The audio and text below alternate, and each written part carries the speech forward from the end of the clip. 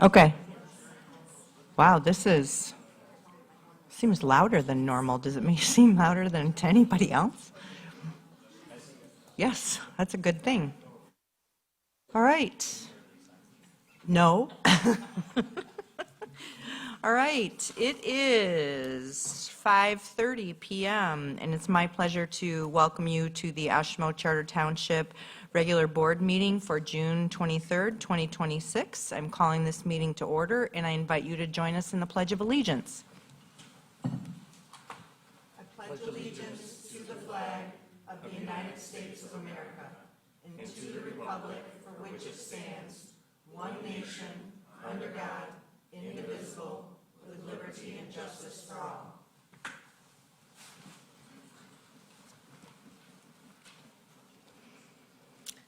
Item 3 is reserved for remote location identification for remote attendance when permitted by statute.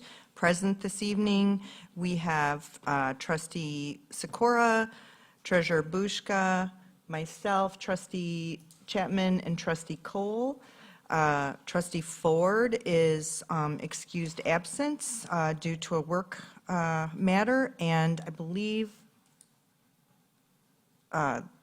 Clerk Farmer will be using the remote location identification. Do you see Dusty has joined yet? You have to identify where you're at, Dusty.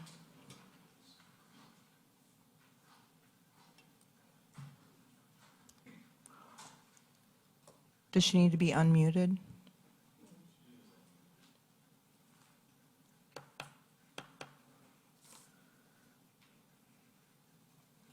Clerk?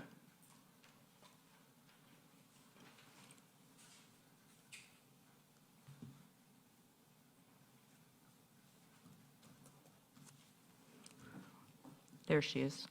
Dusty, can you give us your location, please?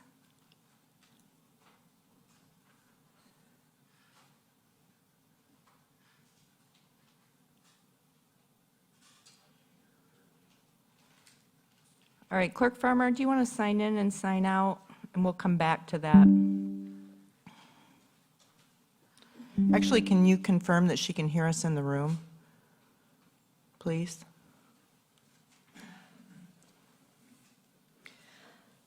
Next, we'll move to item 4, which is sharing a part of the township mission, vision, and core values. I invite a member of this board to share one of our core values. All right, I'll do that. Core value is hire staff with strong core competencies within their given profession. Thank you, Trustee Chapman. Let me go back. Clerk Farmer?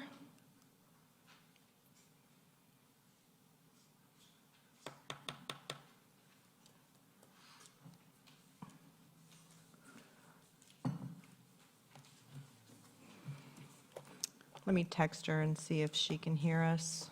Can you hear me now? Ah, we can hear you now. Clerk Farmer, can you share your location with the board, please?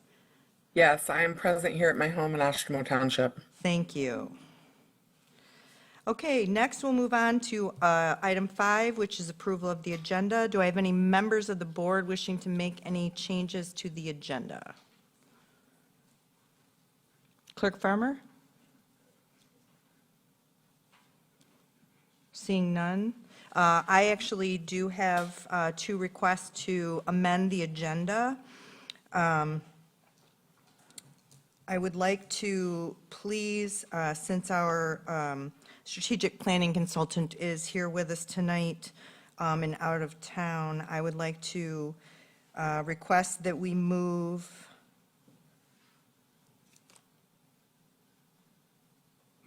item 15, discussion and consideration for the Oshtemo Charter Township 2026-2029 strategic plan, to immediately following the consent agenda.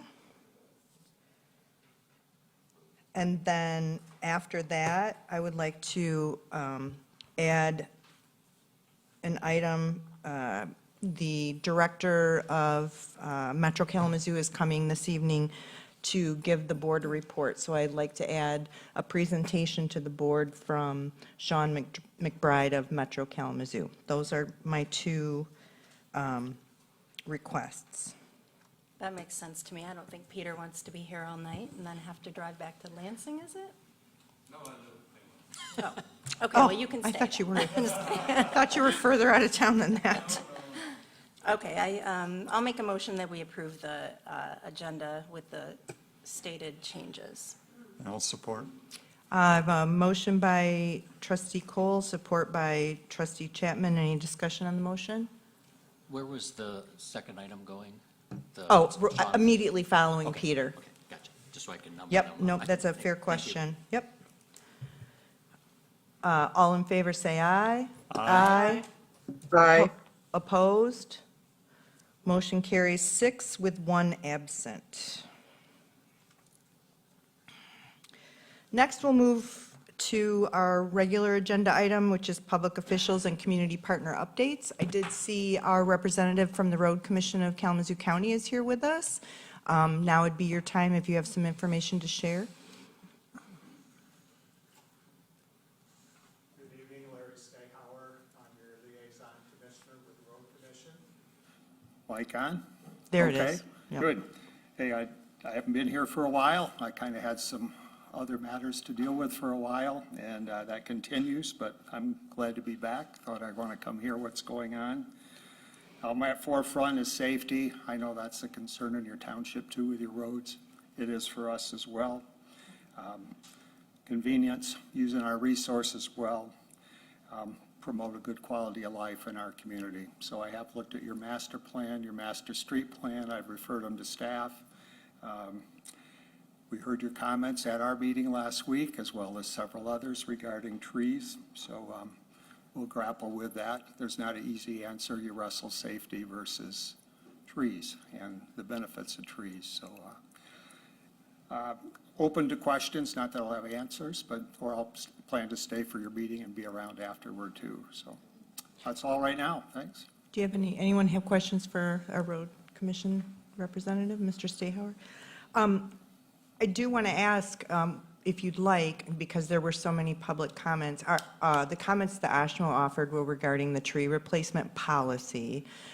If you'd like, I can forward those to you so that you have. That'd be great. Okay, Yeah, yeah, we'll that's- make sure we get that done. I took about Yeah. 15 pages of notes, but they're, chicken scratches because it comes at you fast. That would Yeah. be appreciated. Yeah. That's a good practice, really.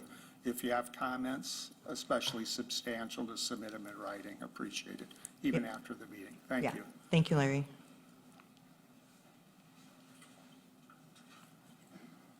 Do we have any other, I don't see any of our other elected officials. Do we have any community partners here wishing to make a present or comments to the board? Okay, seeing none, I will close item number 6, and we will move to item number 7, which is our work session.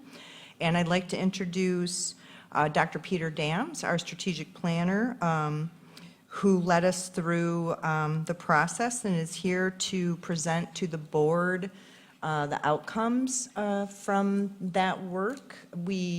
This will be your time. He's going to present. You can ask questions, but we won't take any action during the work session regarding this item. Thank you, Supervisor Bell.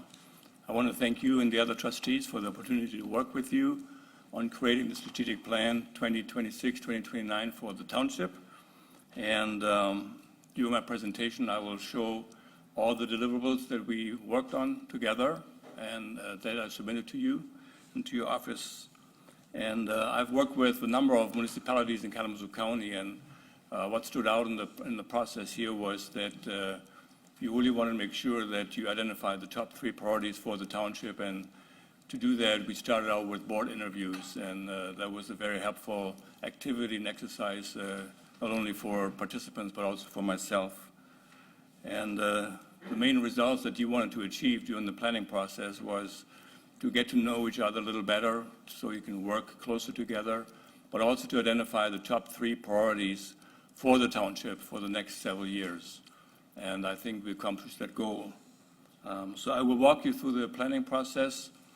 In my PowerPoint, I also have some documents, especially the strategic plan that I would like to go to page by page. So if there are any questions, we can address those then. So the planning process consisted of these different milestones. We started in January, and we started with a kickoff with what we call the steering team. So the steering team was Supervisor Bell, Dusty Farmer, Trustee Cole. Trustee Cole, and so we appreciate your time for these extra meetings. So after the kickoff, I interviewed board members to prepare for the retreats, and we did those interviews in February and March. Then I wrote a draft report, prepared it, and prepared the retreat agenda that, again, was done with the steering team. And we had the first board retreat April 16th. And the initial desire, at least in the RFP, was to have one full day of strategic planning. And we decided that it's much better to do 2 half days. And I think we got much more done because session 1 allowed us to select the top 3 priorities. And then session 2, we developed strategies for those. So the second board retreat was May 7th. After that, we had 3 sessions with the steering team where we actually wrote the strategic plan together. So the objectives that were identified during the second retreat were fine-tuned, and for each of these objectives, we identified target dates or deadlines, and also identified the leads, staff persons or trustees who would be in charge to implement those. So these are the deliverables, and these are in order of the presentation. So I will not go through each one of those in detail, but I just list them for you. We have the board interview report. We had a personality profile report that was completed on day 1 of the retreats. We have a strategic plan summary, which I will share with you. There's a 12-month action plan. There's an implementation tracking form, and monthly and annual dashboard templates, a worksheet for implementing strategic objectives, and the strategic plan itself. So the board interview was a report that was made available to the trustees before the first retreat. Then on day 1 of the retreat, we created a personality profile where trustees did a short survey of characteristics, and we came up with different characteristics, primary and secondary, for each of the participants, and that was a great activity. Then we have the strategic plan summary, which is a document that I prepare for my clients so that you can post your strategic plan in short form on the internet, make it available to others, share it with constituents. It consists of the introduction that you have written, Supervisor Bell. Then it consists of the mission, the goals, and the vision, and underlined by your core values. So the mission and the vision and the core values existed before we conducted the strategic planning. We decided up front that these are items, the guiding principles that you want to keep. So we did that, and then the goals were developed new, and I'll go over those in more detail.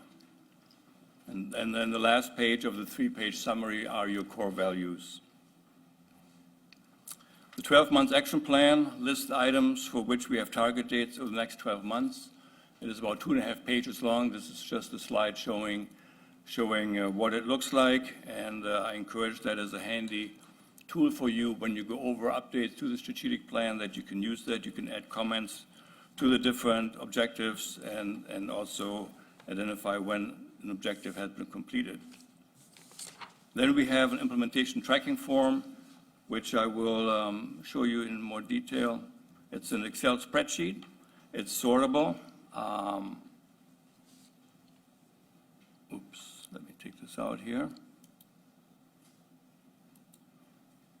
And it shows all the objectives and the goals. And you can sort it by date if you want to see what date should be the first one. Oops. I don't know why it's not doing it now. we go. Oops. Anyway, it's sortable. Sorry about that. And you can use that for updates as well, and you can update the columns to the right and then move it forward. Okay, this is now sorted by date, for example. You can see what's coming up next, and you can also sort it by the leads if you want to see who has what objectives. So I suggest that you put this in a shared drive so that leads can make updates as needed. I also recommend that you go through this document on a regular basis to familiarize yourself with the update, where you are with the progress in implementing the strategic plan. Then there's 2 dashboards, simple spreadsheets, again, for monthly data taking for each of those 3 goals that you have. The red items show that there are metrics underneath of surveys, customer satisfaction metrics, and social media metrics. And then there's an annual dashboard template for the township. Includes the same metrics, but you would aggregate the numbers for each year so you know how you're performing against previous years. This is a worksheet for implementing strategic objectives. Spend time once a month as a group during a work session to discuss progress. It doesn't have to take forever. Just get some quick highlights of where you're at. It's also important to identify potential barriers to execution that maybe could be addressed in work sessions, or, for example, say, why are we not making progress on this particular objective? It's good to brainstorm together what can be done. At the 1-year mark, I recommend that you review the plan for completed objectives, take those out, and decide whether any goal should have additional objectives. You might see, well, in the process of implementing a goal and implementing the objectives, we identified other things that we need to do to move the goal forward, so those can then be added to the strategic plan. And throughout the implementation, adjust target dates as needed. There's budget issues that come up, other priorities come up, so just because we have some target dates in the initial plan does not mean that you have to slavishly stick to those. It's my experience that it's more fluid, it's a living document, so you can make adjustments to fit your needs. And as I mentioned earlier, bust barriers as they arise, to discuss what barriers you might find in implementation, and together talk about how can we bust those barriers to make sure that the implementation moves forward as planned. And finally, report out and celebrate progress. That's so critical. I mean, a lot of you are people who would want to get things done and move on to the next item. So I suggest that you take some time to celebrate and make acknowledgments, announcements, what you have accomplished, what objective has been done, so that you can see the progress and also inform constituents and staff about the progress that you have made. So that was my presentation. Are there any other questions that I could address? Do any members of the board have any questions or feedback? I don't have any Trustee questions. Cole? Yeah, I don't have any questions. I just wanted to thank Peter for walking us through that. I don't have any questions because I lived and breathed this plan for 6 months. But I appreciated, your expertise, and particularly on day one, showing us the examples of strategic plans. That really helped to give us an idea of where we were going, and you really kept us on track. And then the one thing I was going to point out, but then you just actually hit it on your last PowerPoint there, is the target dates. It became really difficult, don't you think, to put dates on some of these things, especially after we got about a year out. So I was going to point out that those are probably going to change, but you already did it. So thank you. Thank you, Trustee Cole. Appreciate that. Trustee Sikora?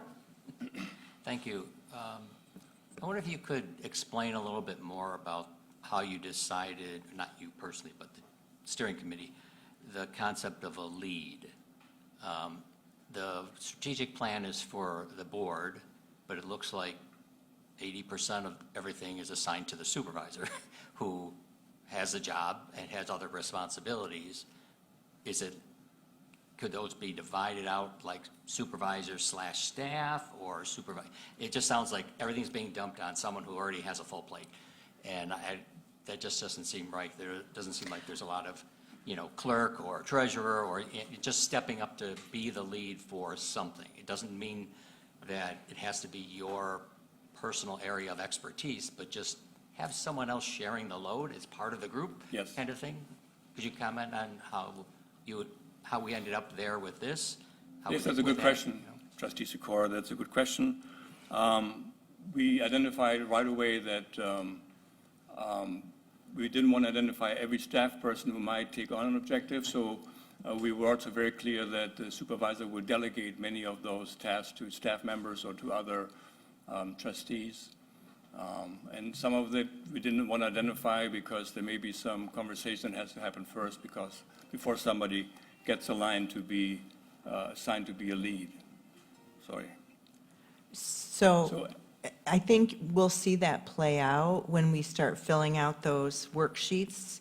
So when an objective, I'll use poor Sarah because she's sitting over there, but I mean, there are objectives that clearly are in HR's wheelhouse to accomplish. And so we'll see when we work through those individual objectives who they'll be assigned to. And, I mean,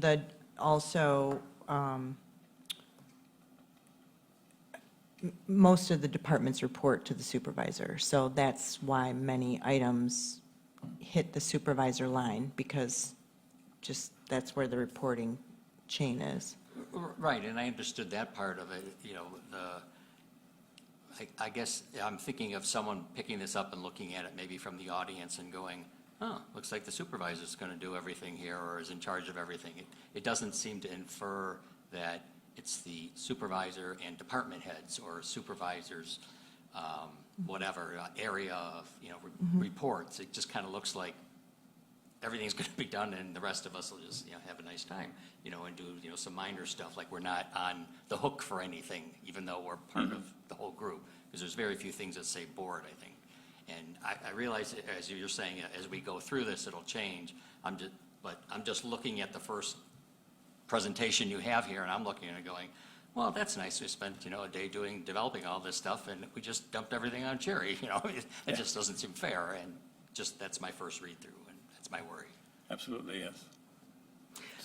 That's what, pardon me, that's why I think those check-ins are so important, so that we do that as a body, to keep the progress, to keep the work of this strategic plan moving forward. That's the primary board responsibility, in my perspective, is we keep ourselves accountable to actually moving through the steps.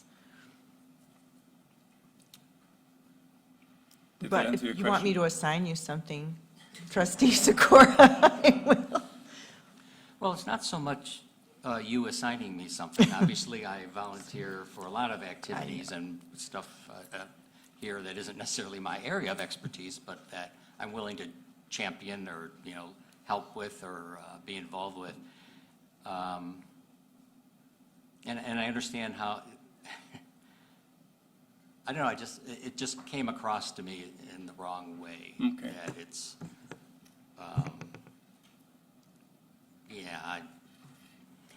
I don't know, I just, looking at the document, I guess it just hit me the wrong way. Okay. With that one part there, with the lead name or whatever.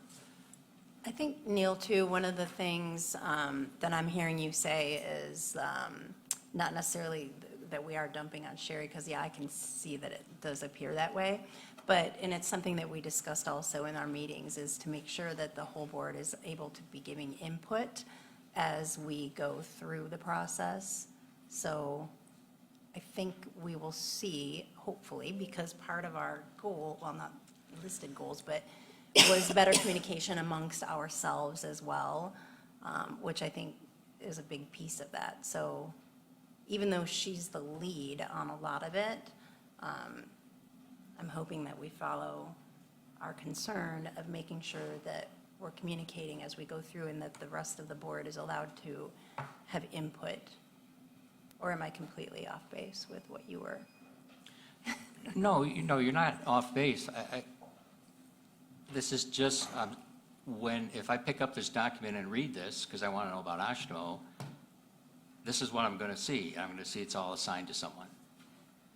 Now, granted, further on, we're going to change how that is. I'm just saying, as someone who just walked in and picked it up, and I look at this, the objective may be great, but I think we could find a better way to list lead at this stage.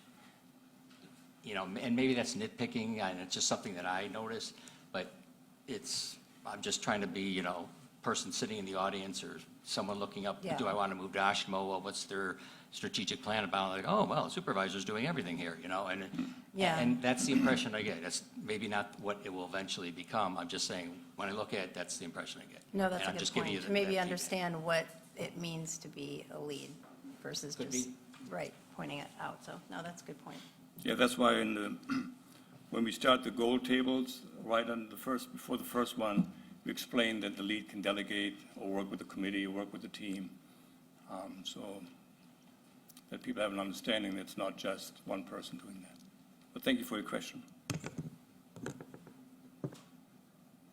Treasurer Bushka? I have nothing. Oh, okay. Clerk Farmer?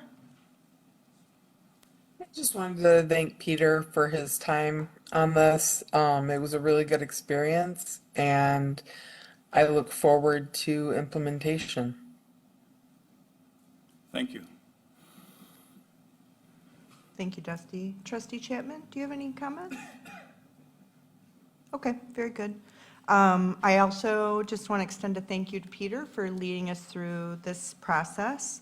I want to thank Dusty and Kristen for serving on the steering team that got us prepared to go into strategic planning and then help walk through each of these individual, and we did, every individual objective was reviewed for its contents. Doesn't mean they're perfect, but we did go over each and every one of them. I also want to make a thanks to David Cobb, our operations manager. David absolutely helped support the work too, to make sure that we were keeping pace and moving things around, or moving things along rather. So thank you, Peter. It was very nice to work with you. You're very thorough. You're a very thorough person. Thank you for the opportunity. I appreciate that. Yeah, thanks. All right.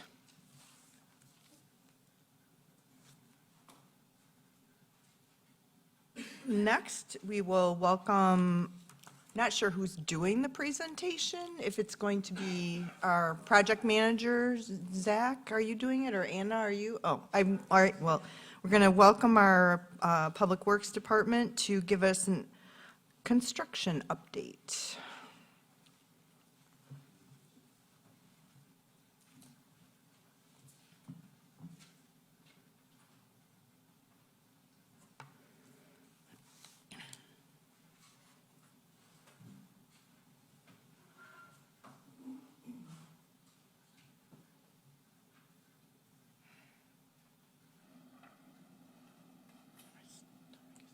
All right, here we go. Good evening, everyone. We are always happy to talk construction, so hopefully this will give an update to both the board and the public about not only what Oshtemo is working on this year, but some of our partners, so that you kind of know what you're seeing in the community. This was a goal last year. We had to do some more of these public updates and staff updates so that we can make sure that everybody's getting consistent, as accurate at the time we have it before the weather changes, information and deadlines, and so that you know who to contact as questions come up. So like I mentioned, we're going to talk about Oshtemo projects, mostly focused on 2026 and what's currently underway. Talk through some of the other agency projects. A lot of these obviously impact Oshtemo travel, or the detours end up in Oshtemo, so you see the barrels and cones from them. And then talk about some projects that might seem like they need to happen with the other projects that are happening this year, but I just want to assure people that they are coming, and remind everybody of the communication tools that are out there. that you can find all of these project information on. Do you want to kick off this one? Yeah, so this is our big kind of flagship project, I guess. It's occupying almost 100% of my time right now, which is great, and that's what I signed up for. I'm super excited about everything that's happening. So far to date, we have about 3,000 feet of sewer installed, so that works out to about 125 feet a day, because we've only had about 24 construction working days since we started. And we had one rain day, so we only got, I think, one stick of pipe in, which is about 20 feet or so. So I think they're on a really good pace so far. We've already paved about 1,200 feet of road, base paved, so we were able to get that, all of the sanitary sewer in, the connection points installed for all of those properties, get the road rebuilt and paved so that people were back into their driveways pretty close to normal relatively quickly. So we're happy with that pace, and we have already another 1,200 feet or so of paving scheduled for later this week. That's going to happen. So again, 32 new laterals placed, so that's a service to 32 houses so far. Only 240-ish to go. So it's slow but steady, but we are moving along at a pretty decent pace. They started some restoration even already on some properties. So this is a different pace and a different setting with much different challenges than last year, but Redline has really stepped up and kind of met our expectations so far. So with that, we're tentatively done, scheduled to be done with Ramblewood by the end of July.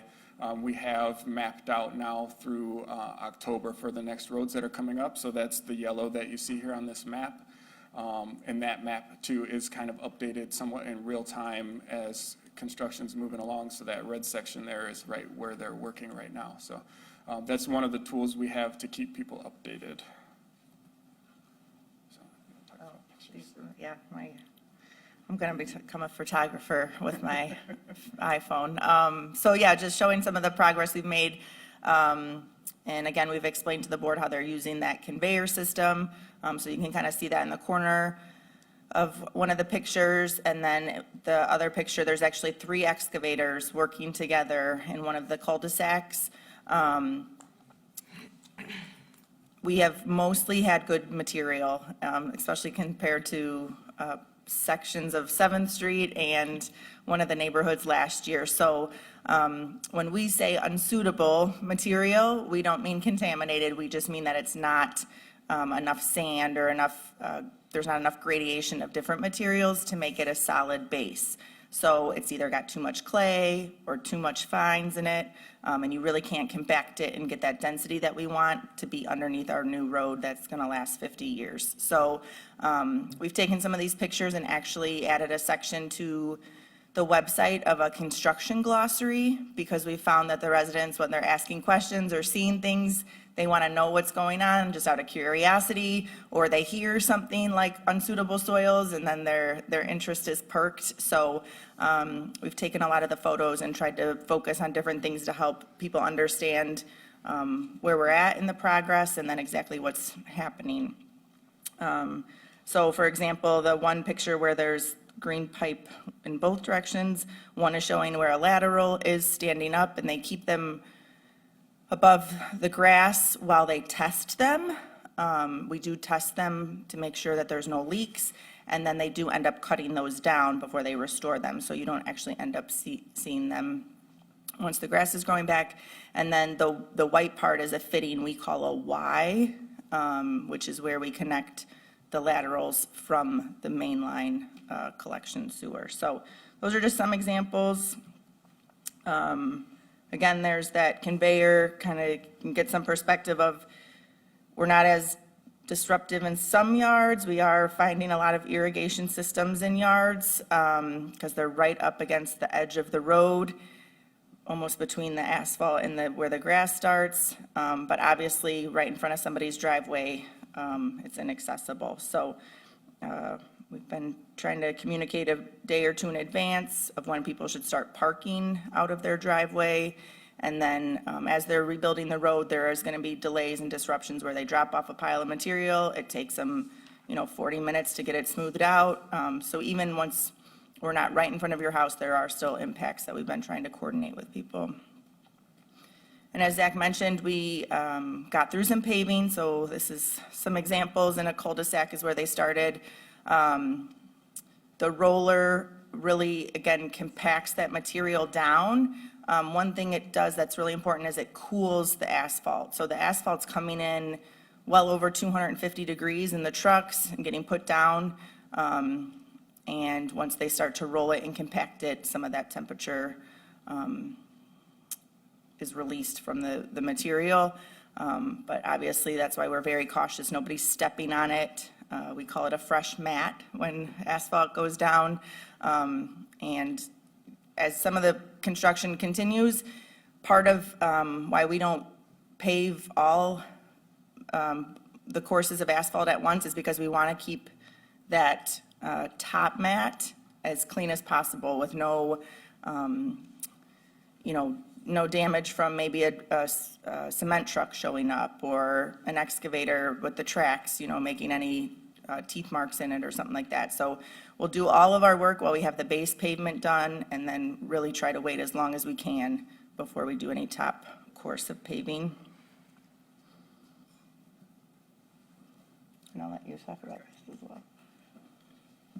And I'm super excited to share this too, and I wanted to thank the board for giving us this tool, approving this earlier this year. So this is some information on the text message alert program that we implemented for this program.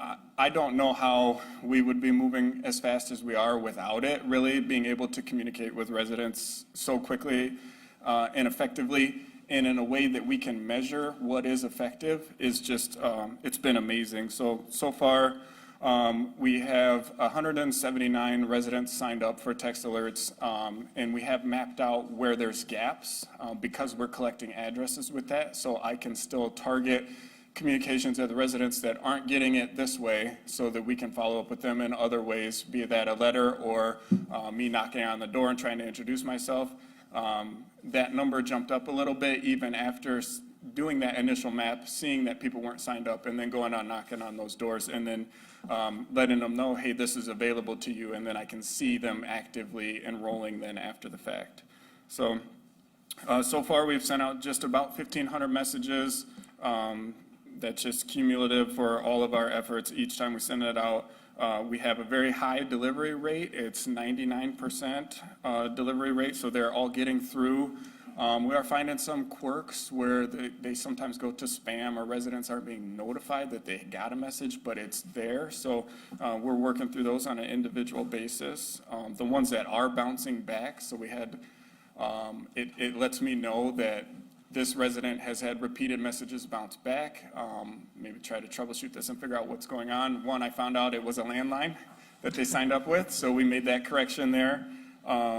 And there's been some other issues that we're just troubleshooting and work through as we go, but it has been super effective in that way. And then we are doing a minimum of one big update to the website each week with upcoming construction plans. We actually just did one earlier today that laid out what's going to happen the rest of this week and lead us into next week. So I did want to touch on too, because it's super exciting to me, but maybe boring to everybody else. But when we send out a link, we can track the click-through rate of that. So overall, we have a just under 20% click-through rate, which I'm told is pretty good for a message just about updates from a township. But when we send out just one for an update for upcoming construction, for example, like what we sent out today, we had 45% click-through rate. So the residents really care when they're getting an update about here's what's happening coming up. Unfortunately, we sent out a safety guideline for just overall practices for residents to move through the construction zone, how to be aware of the crews, and also what the crews are doing to try to keep them safe. And that only had a 13% click-through rate. So while we thought that was important, it wasn't as interesting to the residents, but that lets us know we need to deliver that in another way. So we can do an alternate method where I will go out and knock on doors and try to preach safety and encourage everybody to follow these guidelines that we think are important and will help keep everybody safe through the project. So that's just a few ways that this has been measurably effective in helping us get this project moving, so. Yeah, Zach told me those numbers earlier, and I'm like, oh, I clicked through the safety one. He's like, I know, I checked. And so he's definitely tracking that. We're trying to use it. So yeah, like you said, it's also a tool where if we're not getting the responses that we want, we can work with media and communications on different ways to share that information, because obviously the safety one was one that we want to make sure people are reminded about, and that they can relay those messages to their kids who might not have a cell phone. So that was really where some of those reminders came from. So moving on from the sewer projects, we have Sidewalk almost done on 9th Street. We have progress meetings out there every other week, and every time we've been out there, there's people actively using it, even though there's still gaps. So that is just something we obviously love to see. We are wrapping up. They're going to pour, they have one more day of concrete and one more day of paving. So substantial completion where it will be very much usable, and they will just have to do some of the restoration and signing will occur after that, but it will be pretty readily usable after the holiday. And we are just under our budget, but we are staying within budget on that project. That is one where we had a very large TAP grant, Transportation Alternatives, and that we're going through the Road Commission as our Act 51 agency to receive those dollars. We have asked CATS, which is our local planning agency, to set out their pedestrian counters as soon as it's done, so we can start to collect that data. And then we also want to see it after school resumes and see if there's a uptick. So that will be helpful again for us to understand how it's getting used. And then we still do need to finalize the stormwater agreement with the Road Commission. This project was kind of the catalyst for that. We're trying to come up with like a master agreement that we can use on all projects, and a methodology that we're all comfortable with. So, and again, some more great photography. We had some areas where we call it E-curb. It's just they have A through, I think, G of different styles of curb that can be installed. And the ones with the high back we call E-curb, just based on the MDOT specs. So you can kind of see where it's being used as a retaining wall type thing. I am sure the maintenance director is going to tell me about how hard it is to plow with those, but they were necessary to minimize, how much grading and easements we had. So, I don't know if there's something you want me to. Yeah, I can talk. We planned for this year for doing some non-motorized path maintenance. So one segment of that is on West Main. It's going to align with the Talsma development. So they had to replace a segment of the path along their frontage as part of their development of the site. So we tagged along with that to do a whole entire segment to reduce the number of joints that would be in there for long-term maintenance. And it was already part of the asset management plan identified for replacement. So that's coming up later in the summer or early fall. Don't 100% have a schedule for that yet. The H Avenue path is on the south side of H Avenue that will extend from the corner of Drake and H to the west, just past the Westport development. So that will connect to that high-density residential area. We are planning to get that out to bid here pretty soon for construction in the fall. So that will tag along again with another development that's installing their segment of path, and then it will we'll complete the gap segment that connects them to Drake Road. So that fills in a larger part of our network there. Then for some other gaps from our asset management plan, we are working on some West Main Street infill. to connect, again, another high-density residential area, this new West Ridge development to our existing non-motorized network there, and then some gap segments on 9th Street. So little by little, we're making that connection from West Main eventually all the way down 9th Street towards Flesher Field. So there's a couple of those there. And then for traffic calming, we did begin the process of installing those approved traffic calming measures on Green Meadow. There was an equipment malfunction on the day that we were installing the speed table.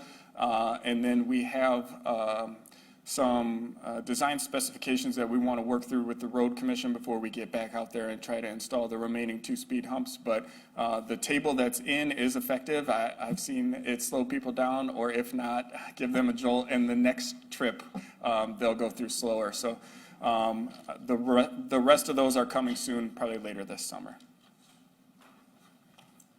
Yeah, we are the guinea pig on some of these projects, so getting the specs down for the traffic calming is something we want to make sure that we are doing through this process, is providing that feedback that we get from the contractor, what our experience is installing them, to make sure that what we're telling the contractor they need to do is actually reality for what they have with their equipment and their machines. So working through that. That's one other thing I was going to add about the other sidewalk gaps. But yeah, really that we're trying to get through, we have budgeted in the general fund to do either rehab or these gaps from our asset management plan. And slowly but surely, we're going to keep chipping away at them. Some of them take a little bit more design than others. And some of them we can just basically tell a contractor from here to here, you just need to put the sidewalk in. So, they're all a little unique, but those will start to hopefully connect a lot of the pieces of the network that have been built over the last few years. This is a little tinier than I wanted it to be, but so they're called PAR projects for participation with the road commission. It's all the preventative maintenance we do on the local roads. This is Oshtemo's entire list for the year. It has both chip seals and some paving. The chip seals are underway throughout the county, so you'll start to notice that as you drive around. And then they work on the paving next. So these aren't in that order of when they're going to get done, but the ones with the crack fill, chip seal, fog seal will go first. And again, they're underway and they're working their way towards Oshtemo. They go counterclockwise, I believe, around the county. So we'll have almost 5 miles of roads with some preventative maintenance to extend their life. And then we're going to start to talk about some of the other agency projects. Do you mind if I take this one? Okay, so obviously the road commission is, you drove here from the east, there's a lot of cones on 9th Street right now. That's for the paving and resurfacing of 9th Street from West Main to KL. The status is that they have to do all the concrete work first, and then we pave up to that. So they're working on updating the ramps. Some of them were existing, but as ADA standards improve, actually, then we also, every time we do a project, make sure we keep up with the new standards. So the most recent ones we've seen have a lot more to do with the audible push buttons and some of the technology that's associated with a crossing versus the actual ramps, the slopes, and the detectable warnings, which was a lot of the focus, I would say, the last decade. So I have heard, like, well, there's nobody working out there, there's only one person running some wires, but that's what's happening, is that the concrete doesn't dry, it cures is what we call it, and that takes at least 3 days. So when they pour some of it, then we have to wait, and they're trying to do some of that other work on the side. And then once they do start milling and paving, it's really only a few days. Like, they're saying 3, so it's going to be very quickly. They're going to start on the east side of the road and then switch traffic over. So it is expected to be done August 1st. But again, a lot of that will be some of the restoration and cleanup like that. Paving should be in the next week or 2. There's no detours or closures for that. West Michigan Avenue from Venture Park to Drake Road. People probably think of this more as the road behind Costco that got used so much while KL was closed. And so the Road Commission is going to be resurfacing that this year. Now that, not to sneak peek ahead on some of the slides, but KL is open if everybody hasn't driven down it yet. And then there has been a lot of attention for the SS4A, the Safe Streets for All, that the Road Commission is doing. In Oshtemo, we don't have any projects in 2026. Ours are in 2027. So Almena and Stadium Drive. My understanding is some of the design work is starting this year, some of the tree marking, some of the communication is starting, and then actual work won't begin until next year. So there is still time for that information to get out. But I just wanted to clarify, because I think that was some of the questions we got, is what is happening in Oshtemo, and those are the two major segments, and it's not until next year.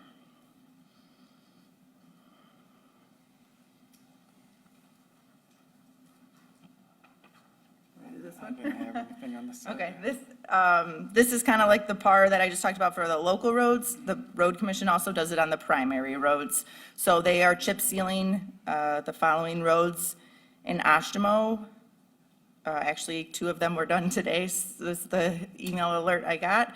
And typically, they're done a year or 2 after paving, and then, 7 to 10 years after that. So that's where you'll see some of that. There is also a signal replacement in their capital improvement plan at the corner of 9th Street and Stadium that got hit last year. And then, again, I included the K Township primary road projects because, again, most people would think of those in Oshtemo. So I think the one that everybody will appreciate is Drake Road from Grand Prairie to Squires in front of the high school.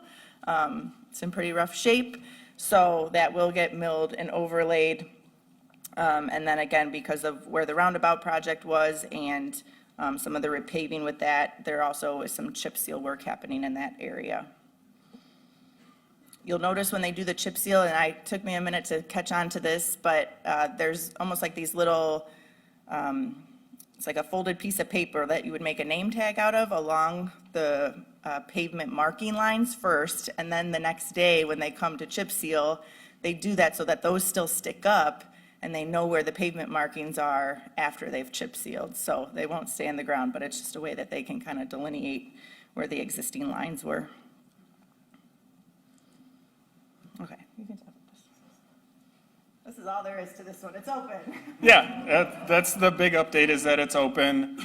This is a great shot of the trail that they installed. So this was part of our investment in the project, was getting this segment of the non-motorized path installed under the bridge. It does end just past the bridge, where we'll pick up with phase 2 of our non-motorized path project, hopefully soon. But yeah, otherwise, traffic is fully open on KL again after what seemed like 50 years. So, yeah.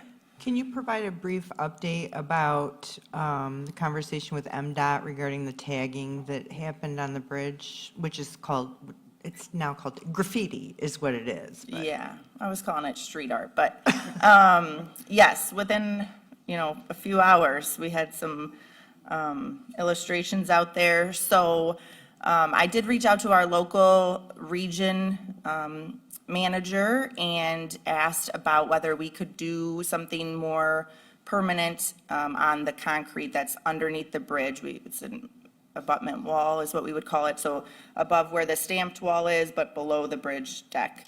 And you've probably seen them in other places, other states, other parts of Michigan, and she actually got back to us today saying that there was regional support for us being able to do a mural or some kind of big artwork that would cover this entire area, and that she was going to forward it on to Lansing for the next steps. So I don't know that it wouldn't mean people would still not graffiti over that, but at least it would be somewhat less noticeable, especially when it's inappropriate. So, and I think we could add some of our, community identity to it, and some of these things that we've worked on with coming up with our identity and our brand. So I know there's a lot of different options out there.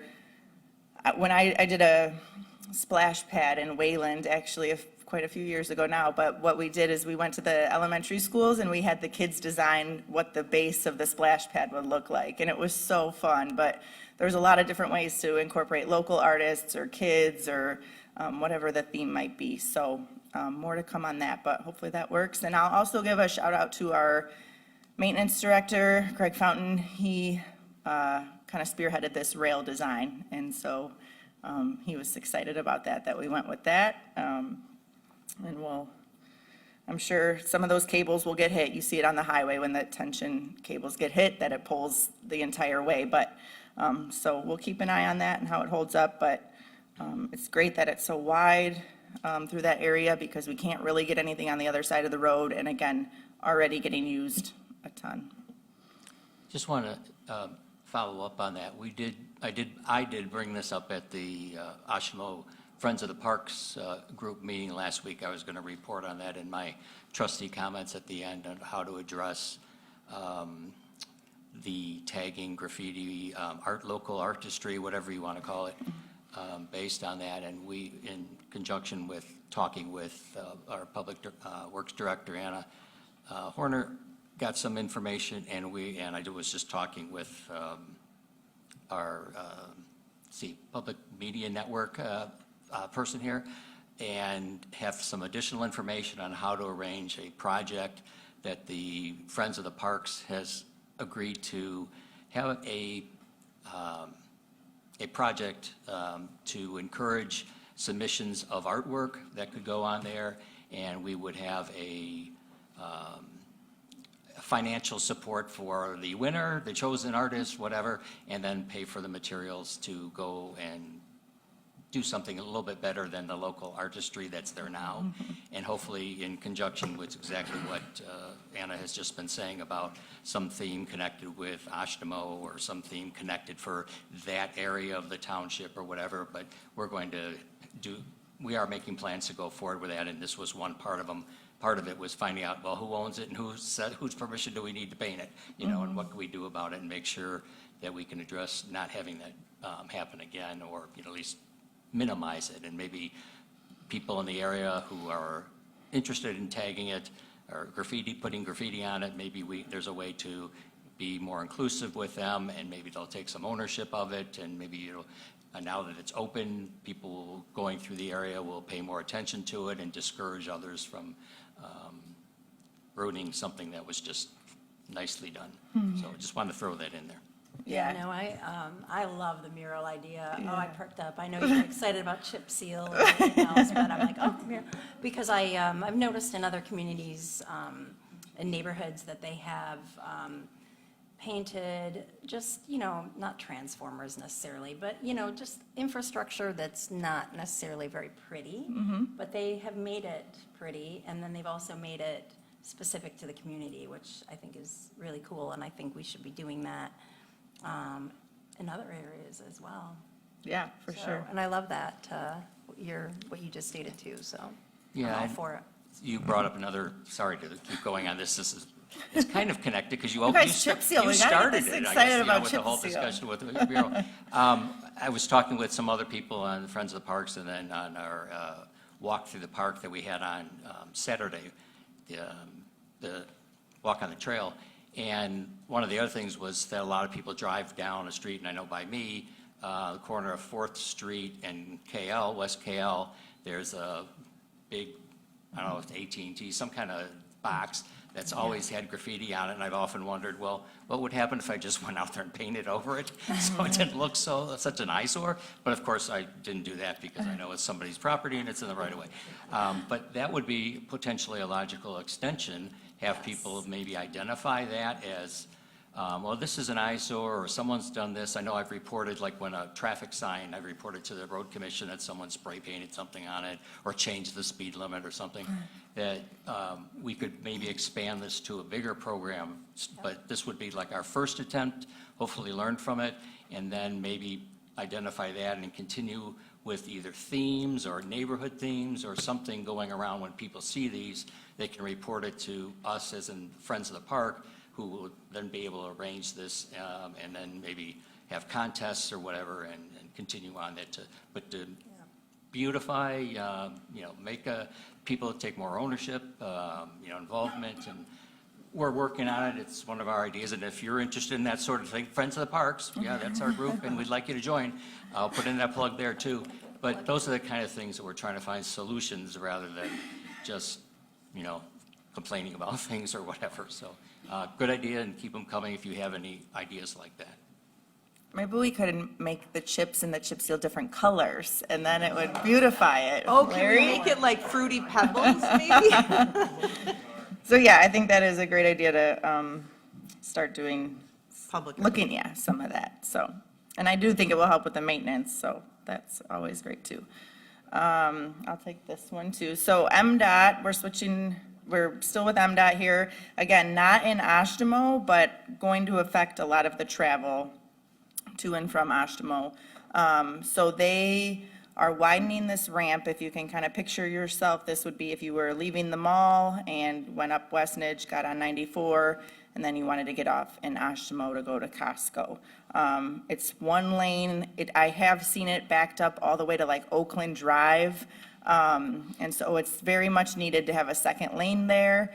They are also adding what we call is an auxiliary lane, so that connects two interchanges or two ramps. So it's gonna be a whole nother lane from 94 to Stadium, and the intent is that we track people's circulation and turning movements, and that is a dominant movement, and so people could just stay from that ramp in that lane and not have to do as much weaving and merging, which those are where we have conflict points and then accidents can occur. So that's the blue line if you follow the map. This is supposed to start tomorrow, and that is the last I have heard. There will be a detour while they work on that ramp, which is through Oshtemo. If you can tell from this little graphic, the non-commercial or the daily residential traffic is to use 9th Street to Stadium and then get back on 131 from there, or to get on 131 from there. And then they're actually sending the commercial traffic just on a loop around 94. So they're supposed to go down to 9th Street and just get back on 94 to head eastbound to get onto 131. So it has to do with just some of the weight of the vehicles, and again, some of the safety where we look at some of the turning movements. Last I heard from MDOT is they have the signal timing ready to just flip a switch so that the 9th Street 94 lights are updated with this kind of increase in traffic. They will continue to monitor them and make changes. We usually anticipate about a week or two for people to kind of figure out what their route's going to be. So I just today had some of our coworkers asking, am I going to take Center over to 131 and get on that way? Am I going to take Oakland? Am I going to take, people are trying to figure out what their different routes are going to be. So people will try them all, decide which one they like for the next few weeks, and then we will keep monitoring traffic through there, and it's 60 days. So that's the last we've heard. We are, as we see updates from this project and some of the other bigger projects, our media and communications manager is sharing them. And again, we always put anticipated because it was supposed to be Monday, and then we got a few days of rain and it got delayed. So just keep your eye on those. And I don't know, I just added to this, so. Okay. Yeah, so we don't get a lot of notification about the private communication installations, so the fiber installs or the cable installs. We try to keep up with that as best we can through permits with the road commission. So as they get permits coming in, they'll share them with us so we know at least who is installing what in a general area.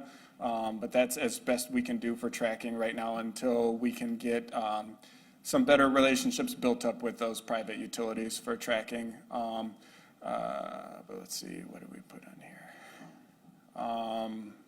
Yeah, I don't think there's any major fiber projects going this year. It's mostly maintenance. There's some repairs even in the sewer neighborhoods as we go. But we did work with the MISDIG damage prevention liaison to try to figure out a better way to communicate for marking the utilities and how they're marking utilities, how our contractors can work alongside them to miss the utilities and not cause any damage there, and how they can also be better about missing our utilities when they go in. So that's kind of an ongoing thing that we're working through, but we just are limited in as much of communication that we receive directly from those communication companies, ironically. Yeah, and we, Zach and I were talking about this earlier, we include them on our progress meetings, so they could come every other week to our progress meetings and hear what the next few weeks looks like. They don't usually come, and it is a lot of, started as 123 net, then it was MetroNet, now it's T-Mobile, and then, it's on and on. So it is hard to pinpoint one person to contact, but we are working with this MISDIG rep and hopefully can start to improve that process. There is, I think we mentioned this in another presentation, we do coordinate annually with consumers, and there was no, like last year down Stadium, they had a pretty big pipeline project. There was none of that this year, and then they got in front of our projects to do any kind of service replacements that they needed. So we are still trying to coordinate with them as much as possible. And as much as we can follow up with maybe who has a permit, we will try and get a resident in contact with the right person. So again, I mentioned that some of these projects are a few years out, but depending on funding, and this really goes to the first one, is depending on how projects end up, if there's money left over in the budget, some of these projects are shelf-ready, is what we call them. So N Avenue is one of those. This is like the southern township border between 9th and 11th Street. It's, again, slated for 2027, but I know it's probably one of the first projects that's going to go through from the road commission if they have savings on projects. Another one, and the reason I put this Parkview one that the city is doing, so this is kind of by the engineering college signal, but then goes to the east, is because when people are detoured from the ramp project, if they decide to use Oakland to Parkview to get over into Oshtemo, they're going to hit some more construction traffic. So the city's trying to do that one as late in the season as they can to not mess with that. But again, we are trying to be mindful and just share all this information with people. I mentioned the road commission's doing some of Drake Road this year. The city owns different portions of it, which is very, very confusing of how it's segmented from throughout the township.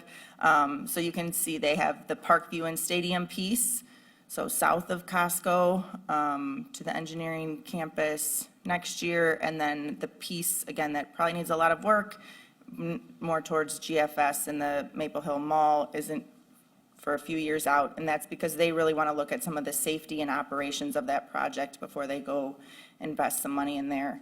And then the other one is West Michigan Avenue. Again, it's not in Oshtemo, but it's just on the other side of where the Speedway is and the record store, Big Burritos right on that corner. So they're looking at that in a few years as well.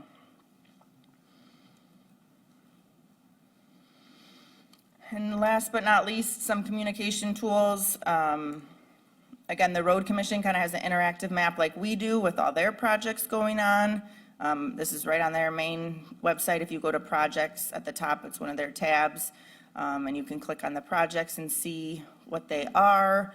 You can sign up for they call it RCKC Connect. It's an email service that will come up with project updates as they're occurring. And then they do record their bigger project meetings, and you can watch those recordings on their website as well. So the 9th Street project, for example, is up there. MDOT has a My Drive map, which is really helpful for beyond just construction. If you see where, to the left, where there's a construction cone, then there's a camera, and then there's an exclamation point, they actually have a lot of data in this map, and you can turn on and off those layers. So it shows you current speeds, and then it'll show you red is closures, green is upcoming And so you can click on those and get more information about the dates. And again, that's the example of, it's not quite in Oshtemo, but nearby, and obviously the Detour is going to be in Oshtemo. So those are some other tools, and again, we've been trying to connect our media and communications person with the media and communication personnel at these other agencies so that they all have each other's contact information. So we're not retyping something that the city or the road commission put together, we can just share it to our channels. And I think that's it. Anything you want to add? Sign up for text messages, that's what Zach would say. There's a lot going on in Public Works. It's Yeah. construction time. While our road commission representative is here, and I want to share, great job on the 9th Street sidewalk. It looks beautiful. And our project repaired the drainage along that corridor significantly. So you should drive down there and see the new repair that was done as a result of our sidewalk project. So, but it really looks nice.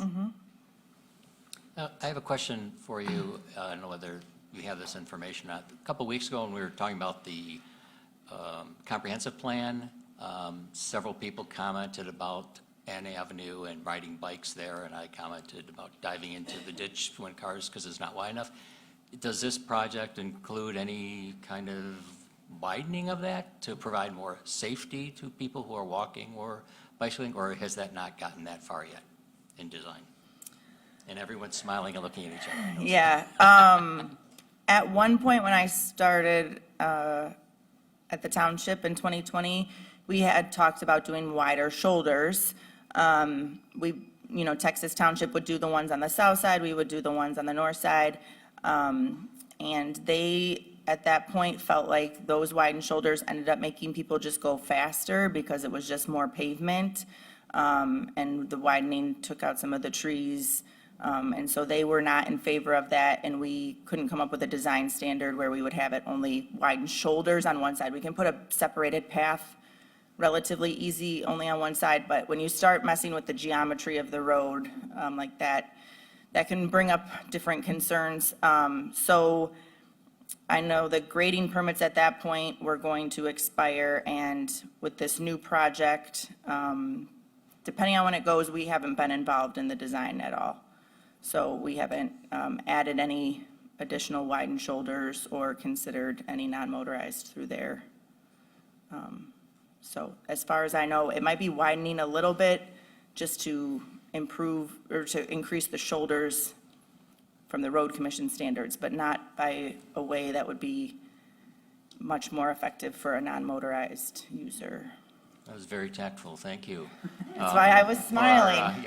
For our road commissioner here, make a, kind of a note of that, because we did have several people coming and talking about, trying to bike on roads and, walk on them, people getting out, and we're putting in a sidewalk, or we're trying to expand our non-motorized network. And I understand the idea if you make the road too big, it's the old, diet that the city is going through on a lot of their roads. I understand that can slow things down, but it's not quite apples to apples, a rural road out there. Although there is a huge development just started again to add on to the other development on the south side there on Ann Avenue. I saw that's all opened up, and they're building more out there, so there's going to be even more traffic being added to that street, and doing a good job and making it wider. If all those people decide to suddenly start walking, they're not going to go out onto 94, they're going to be coming out to N Avenue or 9th Street to go walking or biking, and that's going to be an amenity. So I hope they keep that in mind in the future when you get to that design phase. Yeah, and I know Texas Township is updating their master plan right now and specifically has a section about that corridor of 9th Street. So we have reached out to them about considering the non-motorized connecting to ours and to our park, and then to your point about some of the increased housing there, and that we would, again, support on our, working together on a project where the jurisdictions both participate. Good question, thanks. All right, thanks, you guys. Thank you. That was really good. We should put that somewhere on the website so we can refer back to it. There you could, or you can email it out. You could send it in a text. Okay, next we move to item C, which is topics for board discussion. This is a time for board members if they want to share any updates regarding Public Act 233 or any other items related to energy, renewable energy this evening. Trustee I- Sikora? Oh, I'm sorry. Did you have something, Neil? Okay. Trustee Cole? I don't have an update. I want to share a story of something that happened to me last week. And just bear with me. I promise I'll circle it back around so that you can see that it's relevant to this topic.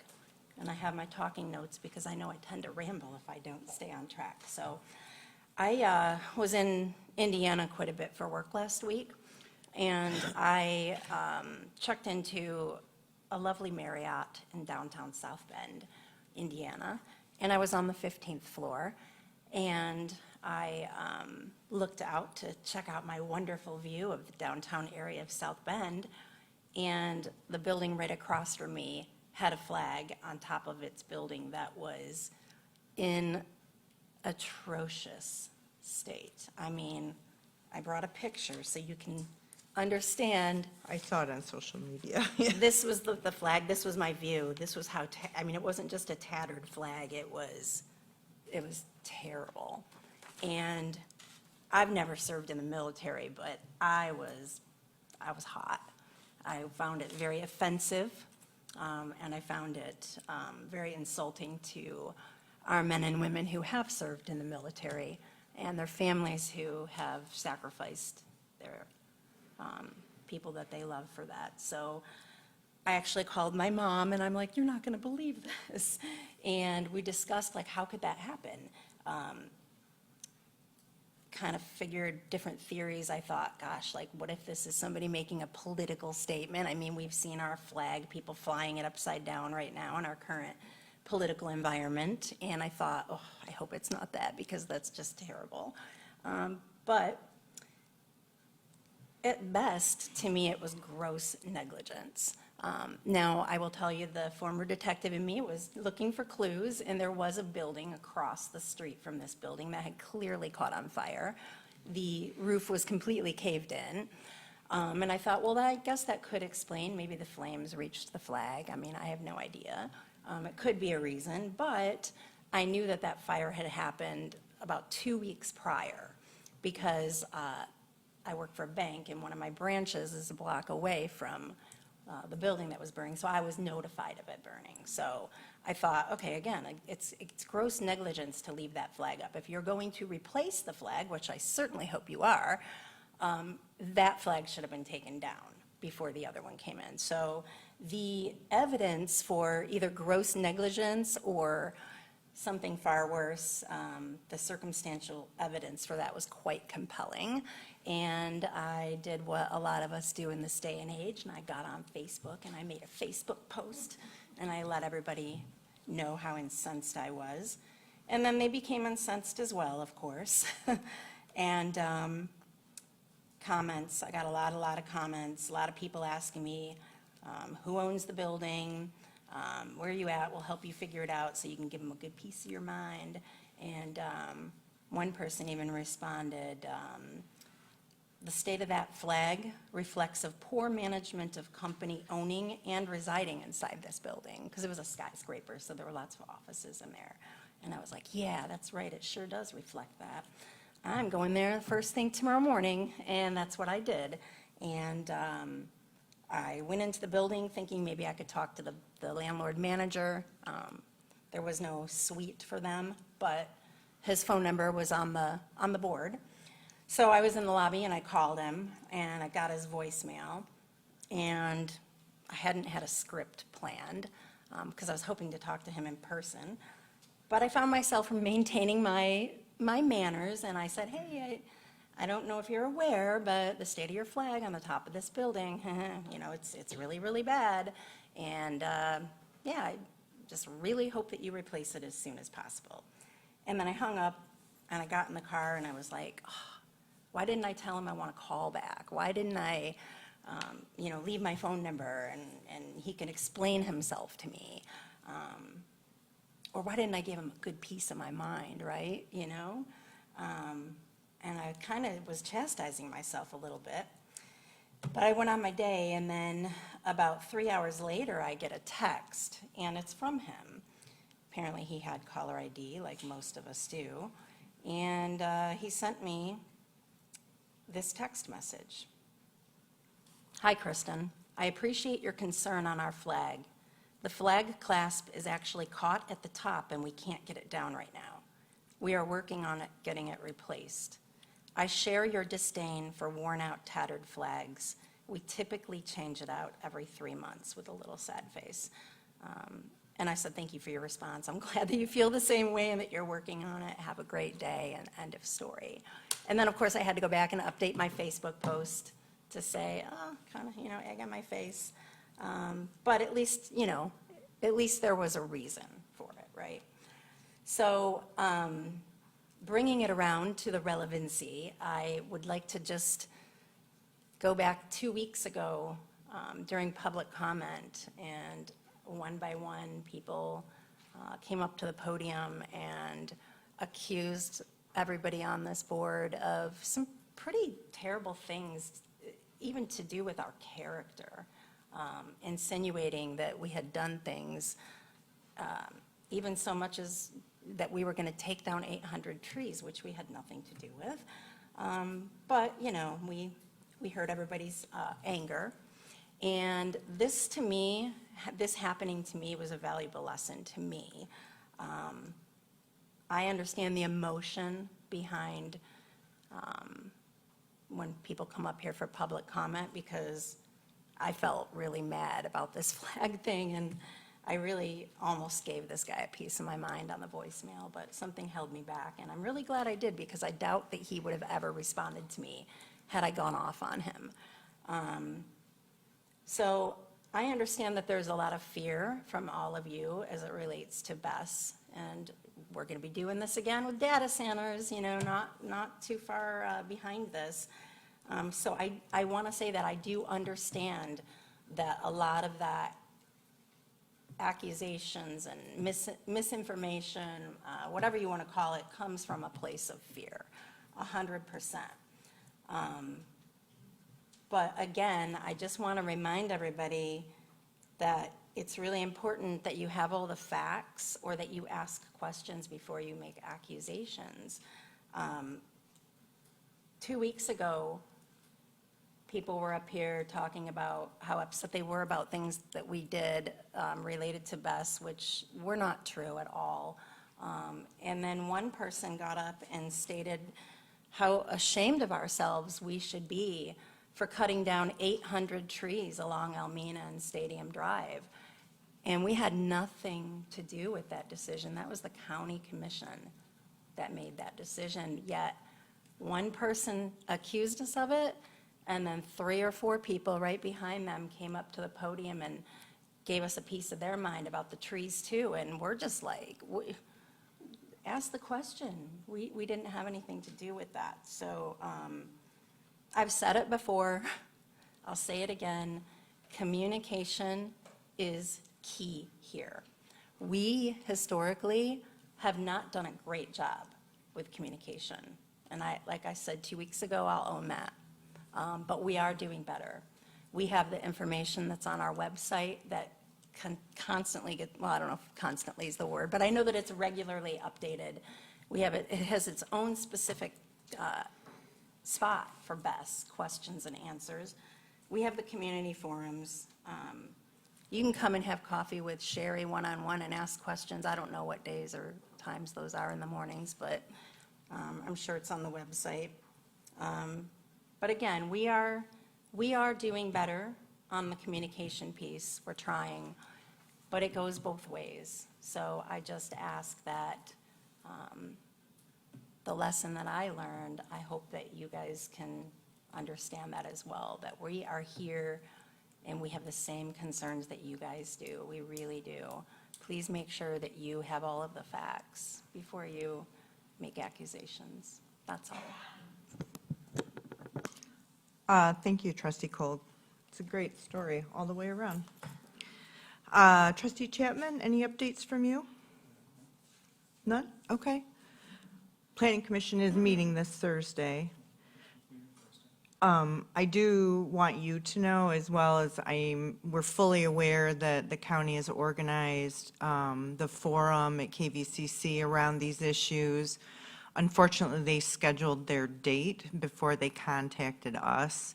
There was already a public hearing scheduled for Planning Commission. Had we had more heads up, we would have probably moved our meeting or canceled it so that people could do both things. So if I meant to print those flyers to have for people, I'll have Media and Communications send that out again. I plan on attending the forum on Thursday night, but the Planning Commission does have an agenda. Treasurer Bushka? I don't have anything new. No, I guess I'm kind of waiting.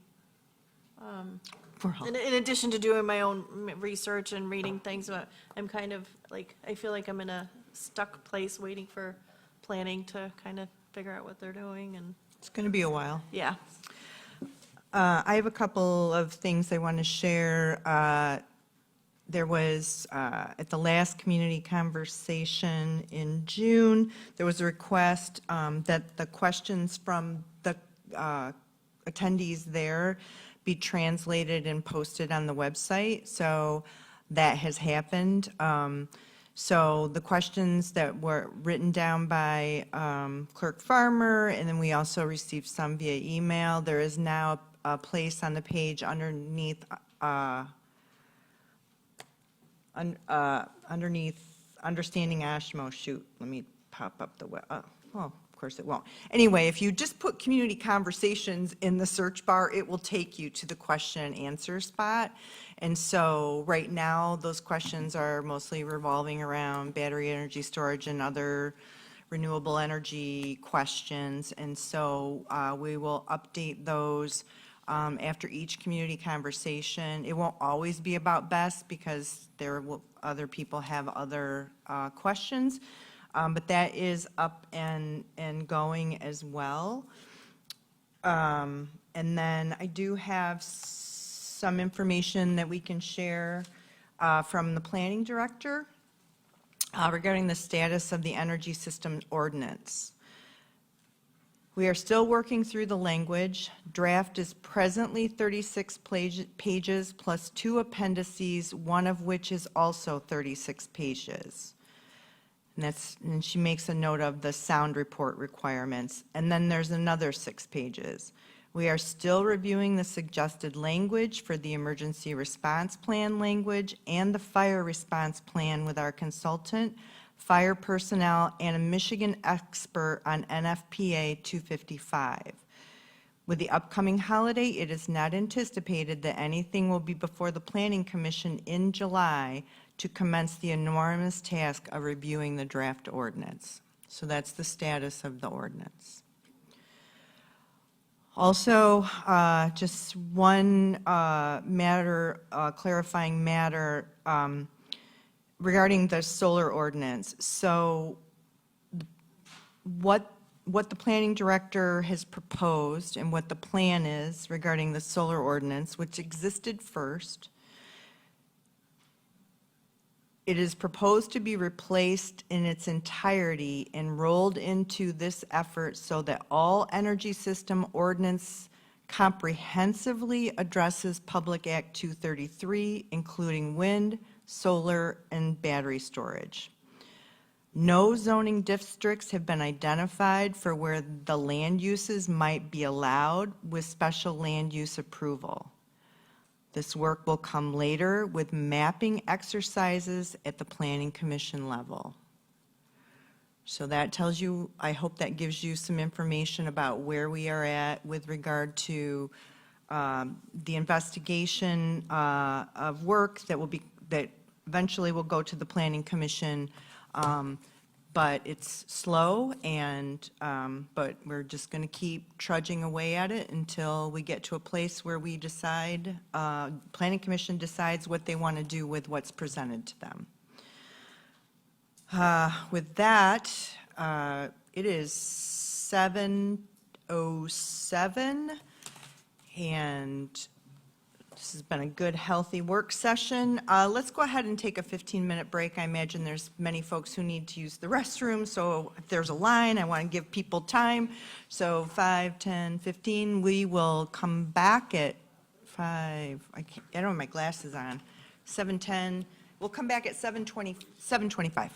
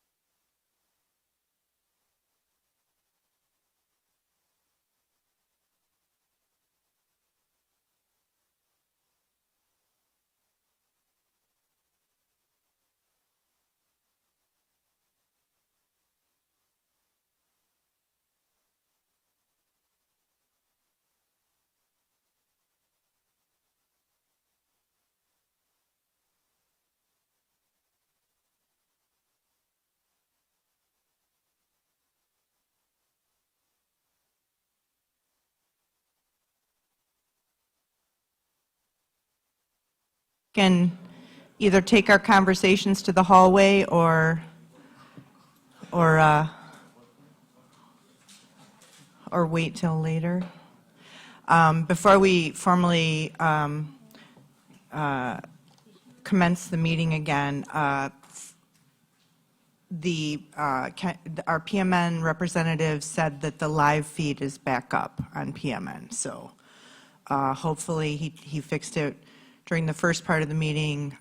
Most of you know it's fully recorded, so the first part of the meeting that wasn't available during live feed is of course recorded. I think it was showing on Facebook Live, but I know not everybody uses that platform. But anyway, it sounds like we're back up and running the live feed from the PMN channel. And with that little announcement, I'm going to call this meeting back to order, and we are going to start right off with item number 8, which is public comment and consent agenda or non-regular session items. For those of you who have not been here before that wish to make public comment, you have 4 minutes to make public comment. The policy regarding public comment can be found on the back of the agenda. And I have a timer. We have a timer up here, and you'll be able to see when I start the timer, and when the timer concludes, it does turn the microphone off automatically. And with that, hello. Thank you so much. My name is Dr. Miranda Vinden. I live in Oshtemo Township, and I have 2 points to bring up. So one is talking about the 8,000 trees that the county is proposing to take down for safety because they have a giant grant to cover that. And really, I brought that up to Oshtemo Township in a rhetorical question at our last meeting, in part because I'm just a citizen. I'm just a person who lives here, and you guys are the township government of Oshtemo. And I'm not certain what power you have as a board to protect the trees and protect our roadways and to influence the county government, probably way more than me. But let's work together on that, honestly. And I'll tell you, I went to the county commission meeting at 3 p.m. on a Tuesday, maybe it was a Wednesday last week, and I voiced my concern. But man, it's hard being a lone citizen. But there are lots of other people who are deeply concerned about nature and about our roads and trees. So somehow, I don't know if you can, please help us. Please work with us to protect our trees, because once they're gone for a long time. So the second thing I wanted to talk about was, in that spirit of cooperation, I sent the township board, and also and Sherry also sent it to the planning commission lead, a draft ordinance about wetland protection. And what this is a based off of Eagle's suggested language of an ordinance to protect wetlands, but it also includes how extra language on industrial zones and what the township might expect out of protection for wetlands, and also wetlands that are smaller than 2 acres. So you guys do have power to regulate those spaces, not regulate isn't the right word, but protect them, to manage them, to curate them.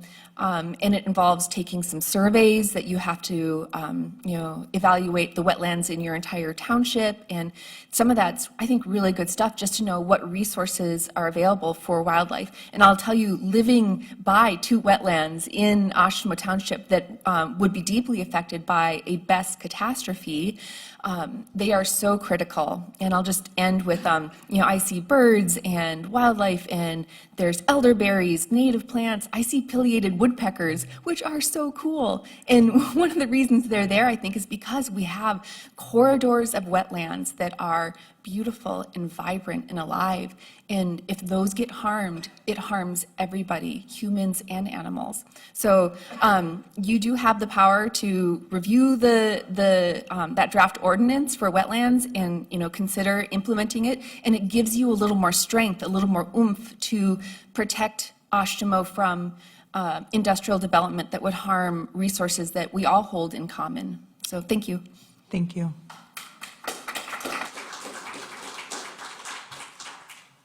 Anyone else wishing to make public comment? Hello, if you can tell us who you are, that would be great.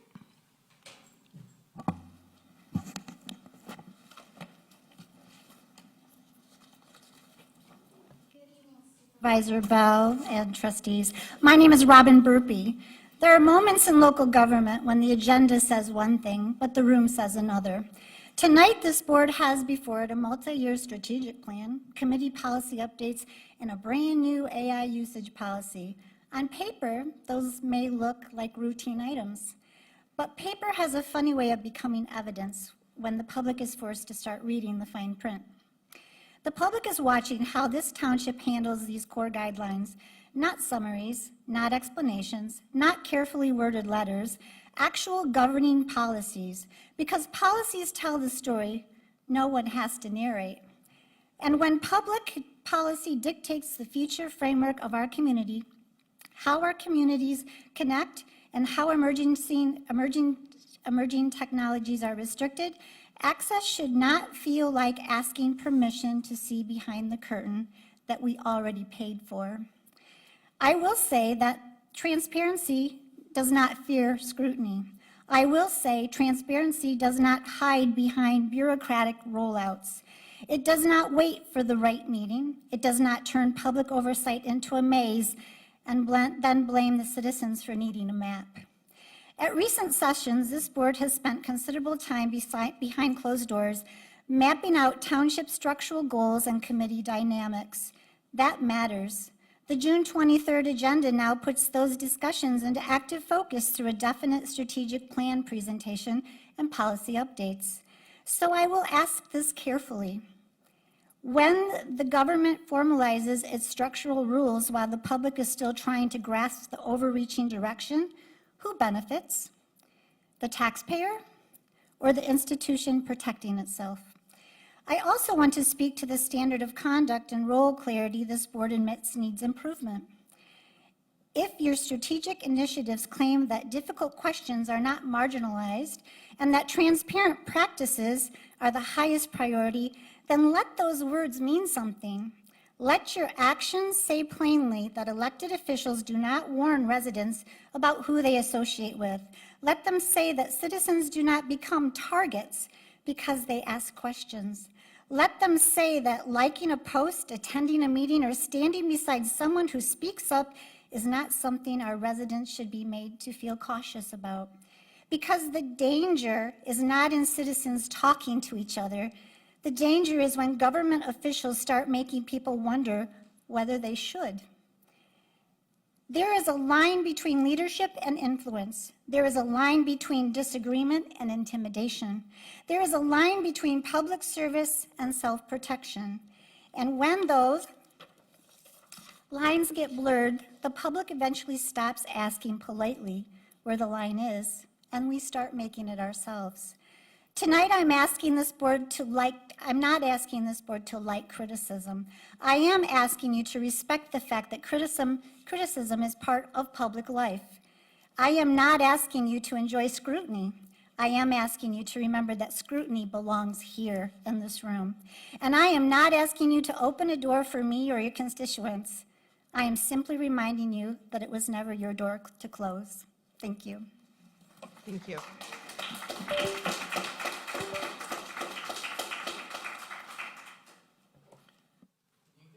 Rob Morrison, Oshtemo resident, and I'd like to start off by thanking the Public Works Department for putting the speed table on Green Meadow where I live. It's nice and it works. It does slow people down. I haven't seen any car parts around, so I don't think anyone's really tested it yet, but that is something I may look forward to or not.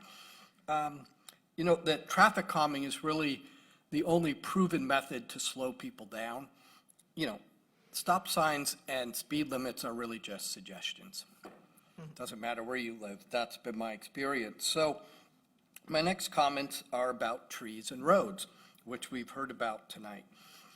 I attended last Tuesday the Road Commission meeting at 3 o'clock, where there were, I count around 100 people or more between Zoom and in person, and there were a lot of comments about the Safe Streets for All grant that the Road Commission acquired, and it has a plan to basically take out 8,000 trees in the county.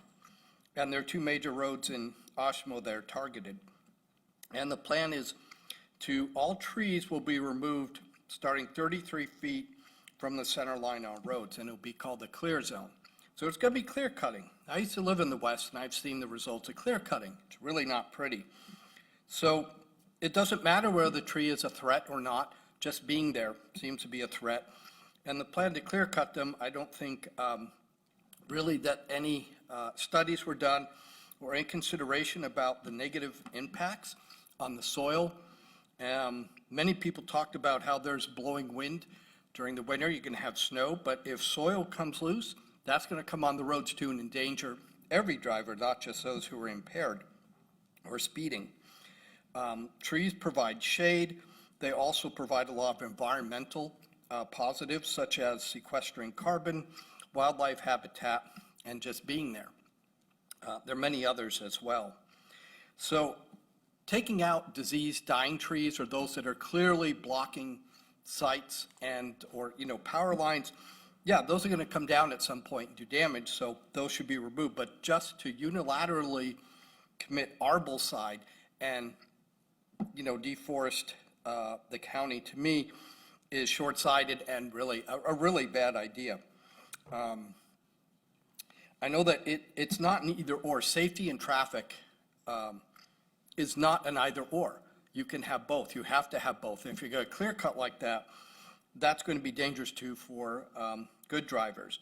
I noticed that looking at the Road Commission's goal, at the end it says, with a view towards preservation. It says preservation, not deforestation. The Oshtemo, the master plan that we talked about tonight, also has a statement about how removing trees is not part of safer roads, an acknowledgement there. So I'd like to thank Supervisor Bell for attending the meeting last week and speaking up for Oshtemo and pointing out to the commission that they really need to look at the township plans that are within the county and see what they say. And again, our master plan says, no, removing trees indiscriminately is not part of that plan. There is another meeting next Tuesday, June 30th at 3 p.m.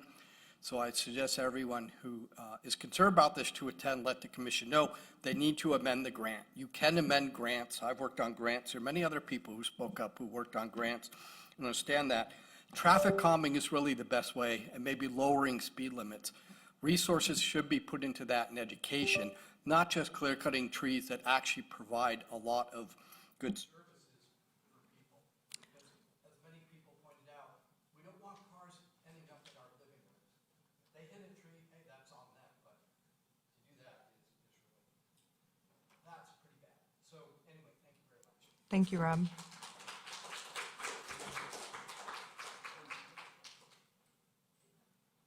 Anyone? Katie?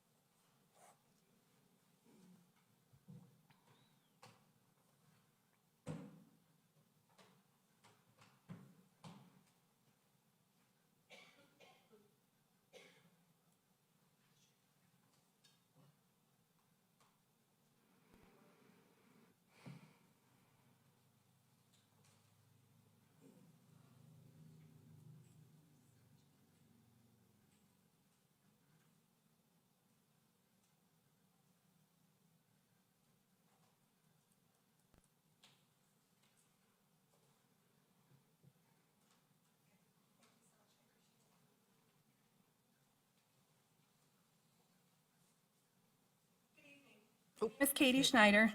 I wanted to just briefly address the recent Court of Appeals case that has been going through for Almer Township versus the MPSC case. I know before that Trustee Cole had a lot of interest in that, and we had a whole lot of hope in that. As of a couple days ago, that case that involves 70 townships and some other counties has been moved to be heard at the Michigan Supreme Court. Obviously, the Supreme Court can choose whether or not to hear that case. The Court of Appeals back in May had voted in favor, or ruled in favor of two parts of that, but two parts of that it had ruled against. And those are the case that's now going up to the Michigan Supreme Court if they'll hear it. And maybe later this year or next year, we'll get more clarity on the two big issues of that. And that was how narrow a CREO could be and how far the MPSC can go in interpreting PA 233 and whether or not hybrid systems would be involved as well. I follow law quite closely, and so I've been keeping an eye on that. The PA 233 lawsuit is not just about whether townships can make setbacks bigger or sound limits lower. The bigger question is whether a township with a valid CREO can still use normal zoning authority to decide where industrial scale energy projects belong. The lawsuit argues that PA 233 should not erase every local zoning and police power protection a township has. The argument is that only the specific standards listed in PA 233, such as setbacks, sound, lighting, fencing, height, and related items must match the state limits. But as of tonight, that doesn't solve Oshtemo's battery problem or solar problem at all, because Oshtemo's not writing a CREO. We just heard I couldn't really keep up with the math, but it sounds like about 92 pages of a WEO coming about.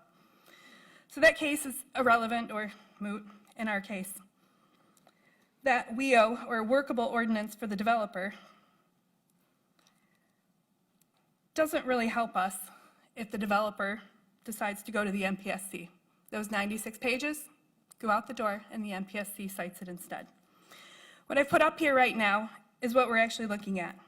After a year of working on this ordinance, the last version that residents were able to see on January 22nd of 2026 was that we get an extra 50 feet from our property lines, and we get an extra 100 feet from our home walls, and a 5 decibel reduction of constant mechanical industrial sound at our home walls. Take a look at this. You've got your 220-foot easement that the high transmission lines run there. In orange, you've got your 100-foot setback. In yellow, you've got your 50-foot setback. You've got your extra 100 feet from home walls. Take a look at that. That extra 100 feet does nothing for us. Those extra 50 feet does nothing. Truly, take a look at that.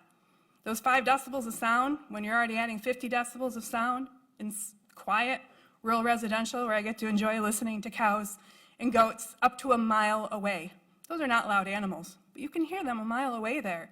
I can only imagine what it's going to sound like next door to me and my 7 other neighbors. I should say 6 because it sounds like one of them isn't too concerned. And I've said this many, many times over the last 10 months.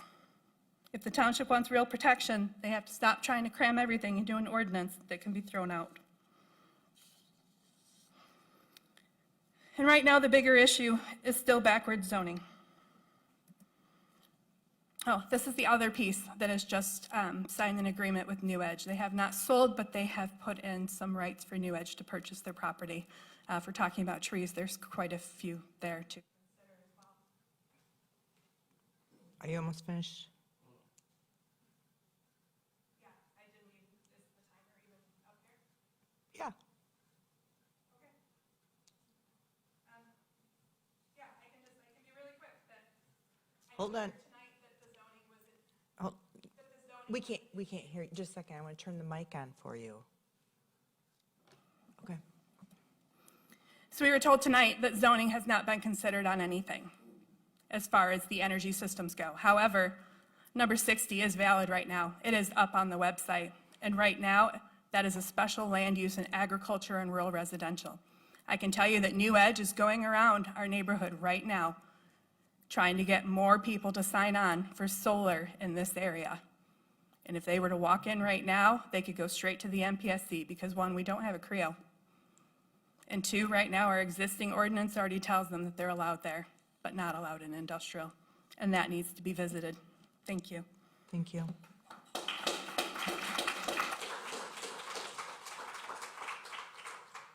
David, can you confirm that the clock is showing up over there, please?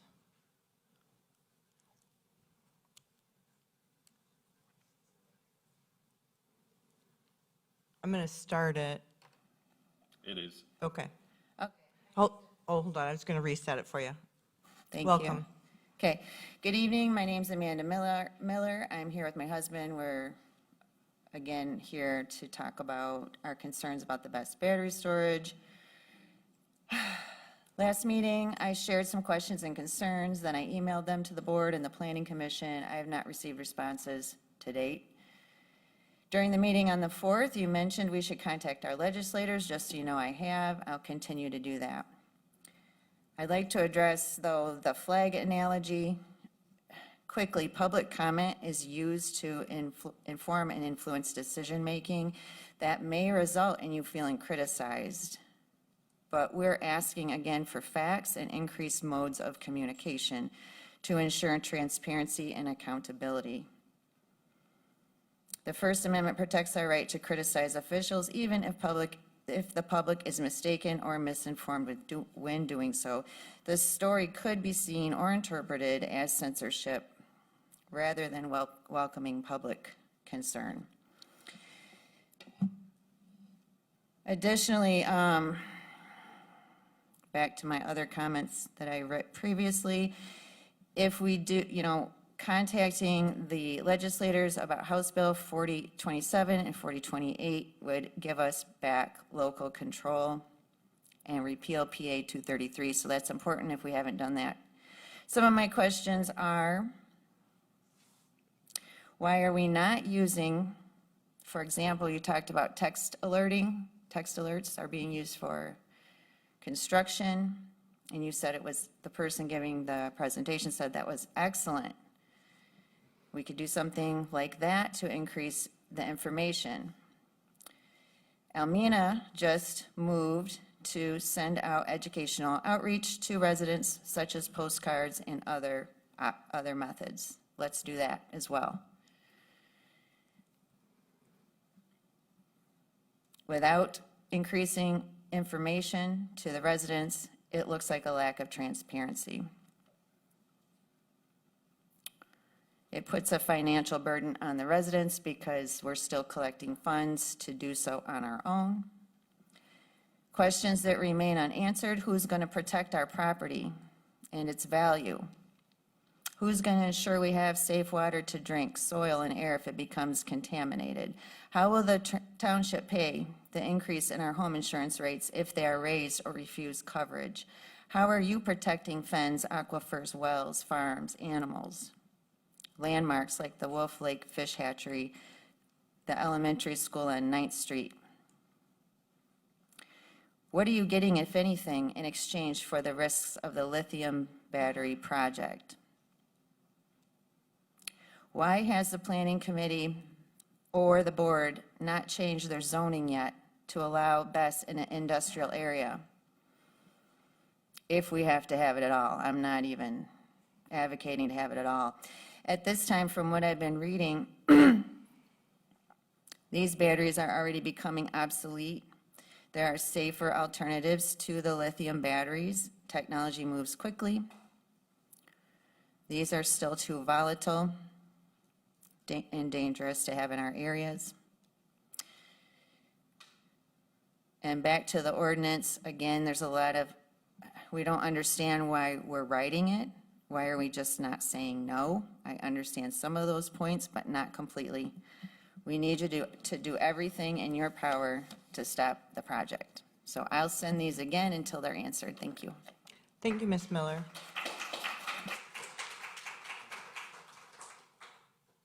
Seeing no other public comment, I'm going to close public comment.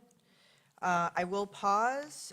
Any board members want to respond to any questions from public comment? Yeah, Briefly. I want to respond to what you said as far as my flag analogy. I'm certainly not intending to censor anyone. As a matter of fact, I have helped facilitate the community forums. I've had coffee with Katie and Andrea. I am absolutely not trying to censor anyone or suggest that they shouldn't make comment or tell us their concerns or ask questions. I'm simply asking for people to be respectful. That is all. And I believe that that is one thing that I think we do fairly well. And I just am asking for that in return. I'm a human being. I'm a person. I think I have pretty good character. But when somebody is accusing you of having poor character, and it's stemming from a place that is misinformation, of course we're going to respond to that. So I'm just asking for respect, that's all. Thank you, Trustee Cole. Trustee Chapman, is there anything you want to respond to from public comment? No, not at this time. Okay. Trustee Sikora? No, nothing, thank you. Treasurer Bushka? Is Clerk Farmer still with us online?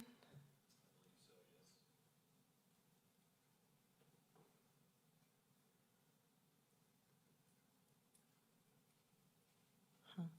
If you see a hand, let me know, okay? Can you hear me now? Yes. Do you have any Okay. any response to the public comment you wanted to share? Yes, just briefly. I did receive those questions from Amanda Miller through email, and we incorporated those into the answers for the website. Thank you. I thought that had happened, but I wasn't 100% certain. I want to comment on the status of the Court of Appeals case moving to the Supreme Court. I had a chance to talk to Attorney Porter about that, about what are our options, what can we do, not should we do it, but what can we do with regard to that. And Attorney Porter, can you share what are our options when it comes to the case moving to the Supreme Court? Well, I know the board previously passed a resolution opposing 233, did not join the group. At this point in time, I do not think there is a method to actually join the litigation as a party. It's already so far down the tracks that I can't imagine any way to try to unwind that and add ourselves to the request for leave to appeal the Supreme Court. However, you are authorized as a public body. If you so chose, you could again voice your support for the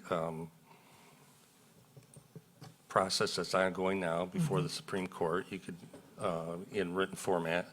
In addition to that, you could provide financial assistance to the 79 townships should you choose, because the courts have ruled that if there's a case in which, in essence, would further your interests as a community, you could do that. I'm not sure whether they need any kind of financial support. I know there's a large group. I'm not sure whether they're getting support from the Townships Association. I'm sure MML is not participating because cities are typically not being targeted with this type of development. But the only option I see at this point is, again, written support and/or financial support if you so choose. Okay. Can I ask a question on that? Trustee answer? Cole? Yeah, thank you for that. How would that impact a potential, if we're before the MPSC and the developer, and we're fighting the developer, and we're hoping the MPSC rules in our favor, what, if any, impact would that have? Would it strengthen our case? Would it weaken our case? And if so, why? That's a good question. I don't think it would either strengthen or weaken our case with what theoretically is proposed out there if they do move forward. So I don't think it would have an impact either way. We certainly, as a community, have the right to state a public position. And as indicated, if in fact they're successful in being granted leave, and somehow the Supreme Court restored our zoning authority, obviously it would have a big impact for our community. So I don't think any court would even consider it as being a negative. Okay. Yeah, no. With that being said, I think that we absolutely should be, I'm not saying financial support necessarily, but I think that we should give our verbal support 100%. Yeah, I will bring that we'll pull that resolution back out and, take a look at it. That resolution was done before we've gone this far. So we'll take a look at it, and we'll bring it back for consideration at a future meeting if we wanted to do that. Yeah, I don't want to be a Debbie Downer or anything, but the chances of them granting leave are remote.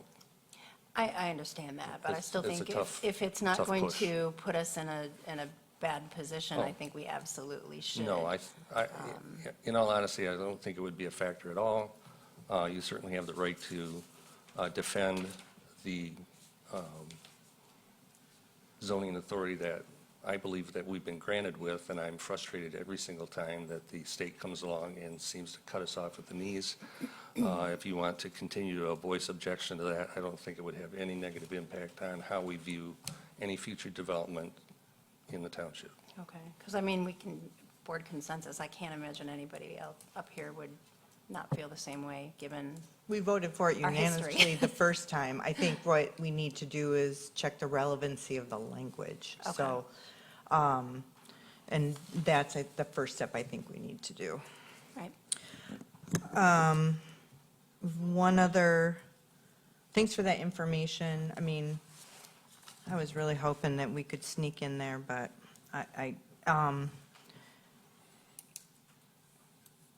maybe we should do some more. Who's lead counsel on that? Do you know? Yeah, Michael Homier. Okay. I know Michael. Okay. Closed session, there was some comments regarding closed session, when the board goes into closed session. Closed session is very narrowly defined by statute about what we can talk about in closed session. I did place my cards on the back table if, and I don't know the statute off the top of my head to provide a good synopsis for you, but if you're curious about what can actually occur within closed session, it's very narrowly defined by statute. My cards are in the back. I put my cards out. If you want to contact me about closed session, I do want to provide information. I want to share that the strategic plan nor none of the policies, they wouldn't even be permitted in closed session, generally speaking. So these items were not discussed during the most recent closed session at the last board meeting.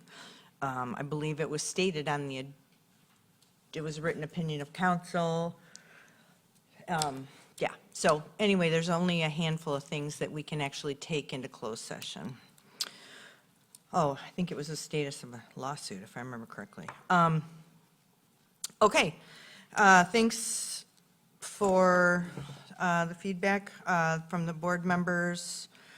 Next, we will move to item 9, which is our consent agenda this evening. Our consent agenda consists of the meeting minutes of the regular meeting of June 9th, a second reading for Ordinance 692, Parkview Avenue rezoning request, and election commission appointment. Is there any member of this body wishing to make any changes to the consent agenda? If not, I will entertain a motion. I'll make a motion that we approve the consent agenda as stated. Support? A motion by trustee Cole, support by trustee Sikora. All in favor, say aye. Aye. Dusty? Are you an aye? Yes. Thank you. It wasn't clear. No? Nay? Any nays? Motion carries 6-2 with 1 absent. I don't want to assume it was all yes. Okay. Next, we will move to item number 10, which is now our discussion and consideration concerning the Oshtemo Charter Township 2025-2029 strategic plan. We have, Dr. Dams is still here with us. If there's any further questions from the board, he walked you through the plan during the work session, so I guess I'd like to open it up for board discussion.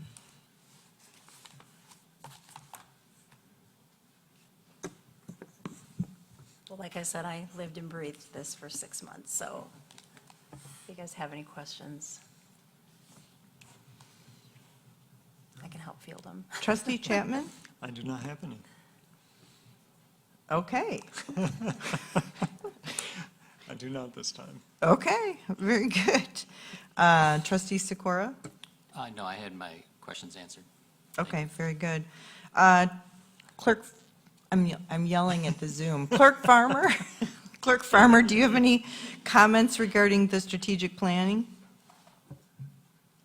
No, I do not. Okay. Treasurer Bushka? Not any questions, but I am looking forward to kind of getting into this and moving it along and getting some things done. Yeah, me too.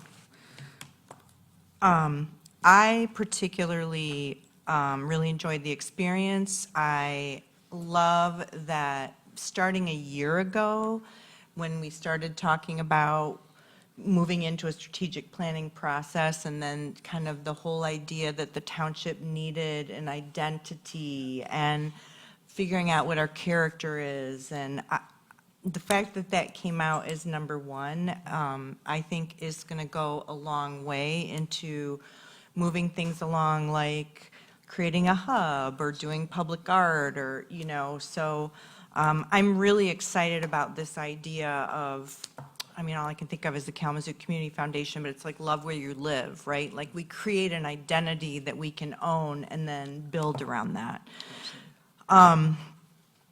I'm also glad to see item number 3 make it into our strategic plan, which is regarding investigating whether or not a charter township is the appropriate form of government best suiting us. And the reason I'm pleased to see it as a strategic plan is because it's been a topic of conversation for a decade. And so to put it in the plan and then actually move through the steps, it doesn't mean we are going to change, but we are going to go through the steps to evaluate different forms of government compared to what we have.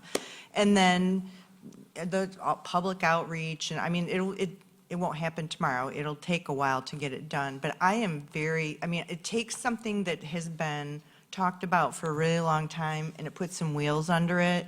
And I'm pretty excited about that work. So I think we're going to learn a lot as a board and a lot as a community through that process. So those are my comments on the strategic plan. So if the board is ready, you can take action this evening. You don't have to. We can table it and bring it back if you want some more time to think about it. But that's where we're at.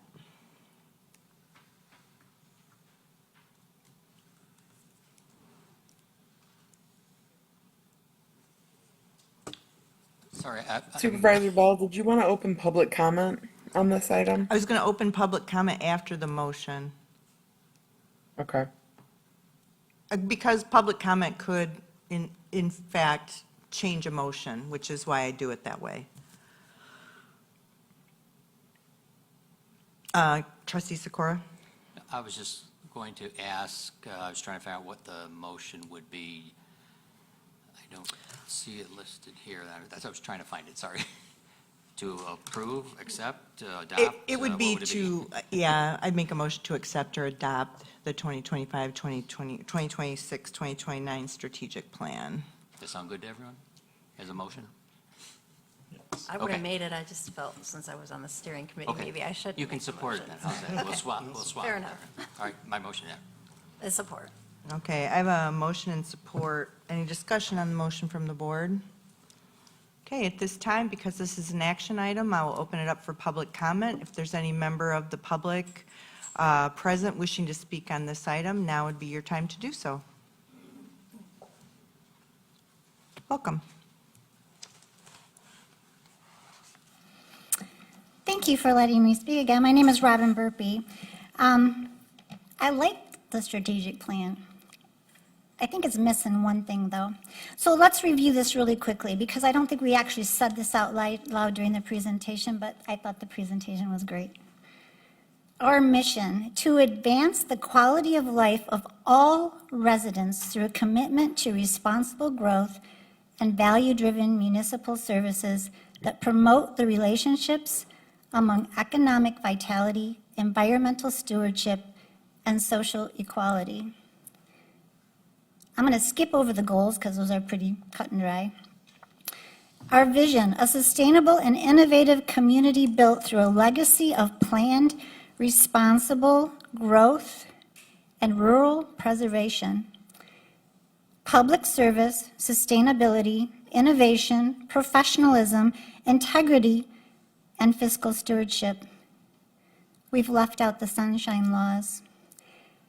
The MTA, principles of governments, are a set of voluntary fundamental guidelines established by the Michigan Township Association to foster ethical, efficient, and transparent local government. Elected and appointed township officials are encouraged to adopt these principles to build in public trust and maintain responsive leadership. Sunshine is the best cleanser on the planet. Ethics needs to be at the bottom of that chart as well. Thank you. Thank you.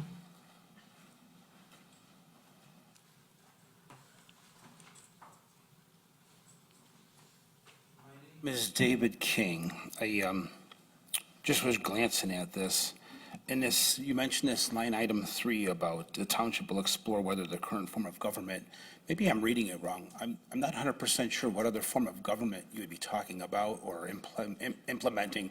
I'm kind of at a loss. The first thing that comes to mind is some sort of dictatorship or, this is the way we're going to do it, and this is the way you're going to take it. Because, again, reflecting back on the whole BEST thing, I've just been caught up to speed on a lot of it, and I'm just a little bit at a loss how it seems like there's a lot of people that have a higher authority than just a citizen could really be grinding, the point of protecting, the environment and stuff. And when I read this, I'm kind of not sure what you mean by another form of government. So maybe that needs to be kind of like, explained. And then when we do this strategic plan, it says our plan, so it's the board's plan, or is it the citizens' plan? At any time, does anybody get a group of tax-paying citizens and go, hey, we're thinking about doing this, what is your thought? Because I don't see that happening. It kind of seems like some of these things are just drawn up and boom, here they are. And then it seems like a group of people are finding out after the fact, and it's kind of turning into, where you're bonking heads going, well, who decided this? A simple group of people or the community? So that just concerns me, like what type of government are we talking about? Thanks. Thank you.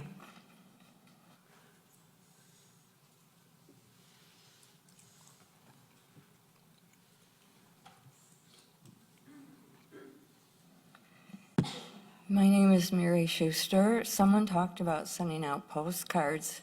I was wondering about why a lot of these things were not in the newsletter. A lot of people didn't understand a lot of these things were happening or even being considered. I don't like going online. Sometimes it's very frustrating, and I know there's a lot of people in our community that would not be comfortable doing that. So you don't have to write, a whole bunch about it, but I think you should at least bring this to the surface. It just seems odd when you don't do that. It's like you're hiding something. Thank you.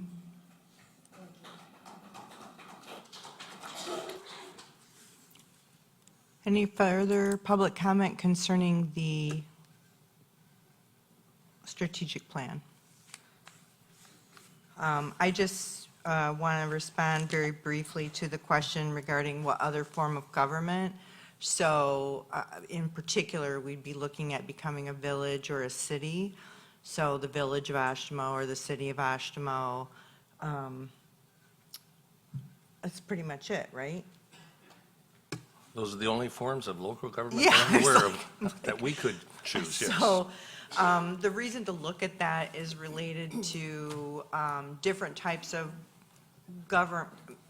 There's multiple reasons, but one reason is there's different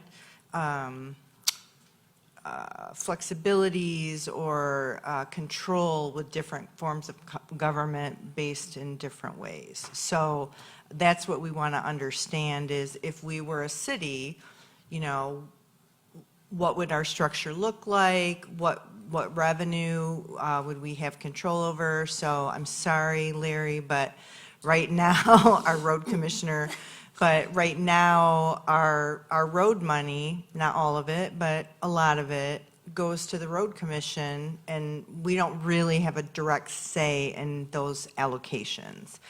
And those are the kinds of things where we need to, there's other areas too, but we need to investigate, you know, what type of government gives us the most flexibility to make the decisions for our community. So that Sure. is the purpose. And Sherry, before you move on to your next point, thank you for clarifying that. The resident had a really good point, though, that the way that it could be perceived just from not knowing what you just stated, what does that mean? And I think we take for granted that, you know, we're pouring over this, you know, we know what it means, but so I would, well, I can't change my motion, but I suppose Neil could alter his motion to where we could put in number 3 of our goals. We could just change that to Oshtemo Township will explore whether the current form of government, i.e. being a charter township, is the most advantageous for residents and governance. Or some type of change to clarify that, I guess. Neil? No. No, simply because my point here would be, I don't agree with 100% of everything that was on there. Obviously, I expressed some concerns, but we need to start somewhere with a list and start moving through some of these things. And to Jim's response, actually, we could vote to not be a township anymore, right? We could dissolve as a corporation and not be a township. I mean, theoretically, I mean, I'm not suggesting that by any means, but I'm just saying those are, Yeah. we want to investigate this and inform everyone, these are the options, and then everyone will hear that. I hate to put us, too much wordsmithing at the beginning kind of puts us in a certain place to get to a certain end versus, okay, we want to discuss this, we're wide open, let's put it all out there and see where we get.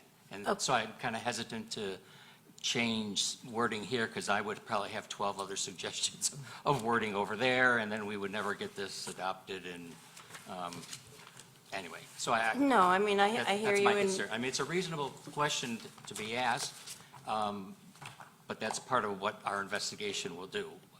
You know, dictatorship is not something we can vote to do. But that's why I would rather not change the motion, and I would rather we move forward and then start working through these and say, oh, so this would encompass this, you know, we'll go through there. I don't know whether that helps or hurts, but anyway, I'm not changing. Because I would want to change 5 other things. Okay, I guess to me, the point was brought up, and it makes sense to me that it could be clearer. Do you have any suggestions on like what you would be comfortable with if we made a change to make it clearer? Or anybody else, I guess? I don't really think it's not clear, to be honest with you. I mean, granted, I know, we've had numerous discussions about like Act 51 stuff with the roads, but I think we need to investigate things like that because, yes, we would have more control over our road funds, but we'd also have to have a Department of Public Works that does roads.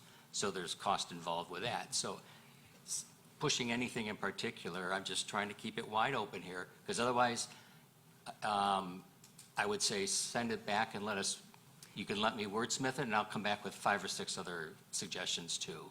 That's why I was asking if you had anything off the top of your head right now. Otherwise, we could table it and work on that.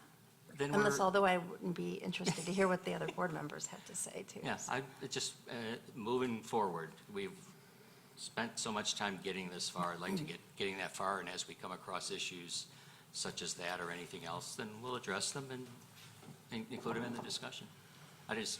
You know me, I look for the little errors in spelling and editing and stuff, and I don't want to start getting into nitpicking all the different ways things are phrased. I think it's, covers what we discussed. No, I know, you're and usually just the one leave it that as points out the typos. So, Sorry. I guess I would be comfortable, keeping my second for the motion. I would like to hear what the other board members think, if they're so inclined. So are you withdrawing your second? I don't know yet. I want to hear from the other board members. Well, We're having discussion on the motion. Yeah, so we're in discussion on the motion. I think that it's not a perfect document. There's a lot of wordsmithing I would have taken. Some of it's very wordy and chunky. But this is not a constitution. This is a roadmap of things that we want to talk about, discuss. I don't think it's set in stone in any way, shape, or form. But the one thing I would say is if there is still question amongst the board, taking the time to have discussion is the best option. Anytime there's question, anytime there's any kind of debate, it's best just to take your time and move forward slowly. So if there's still question amongst the board, it does no disservice to delay this till next time. So I would be in favor of either. I don't have a lot that I need to say on this. We worked through the process. The process was a public process. We allowed the public to be here and involved in every step of the process. We all had input on it, but if we still want to look at and further refine the finished product, we can do that. But either way, I wouldn't have, I would support either way. If there's further debate needed, take the time.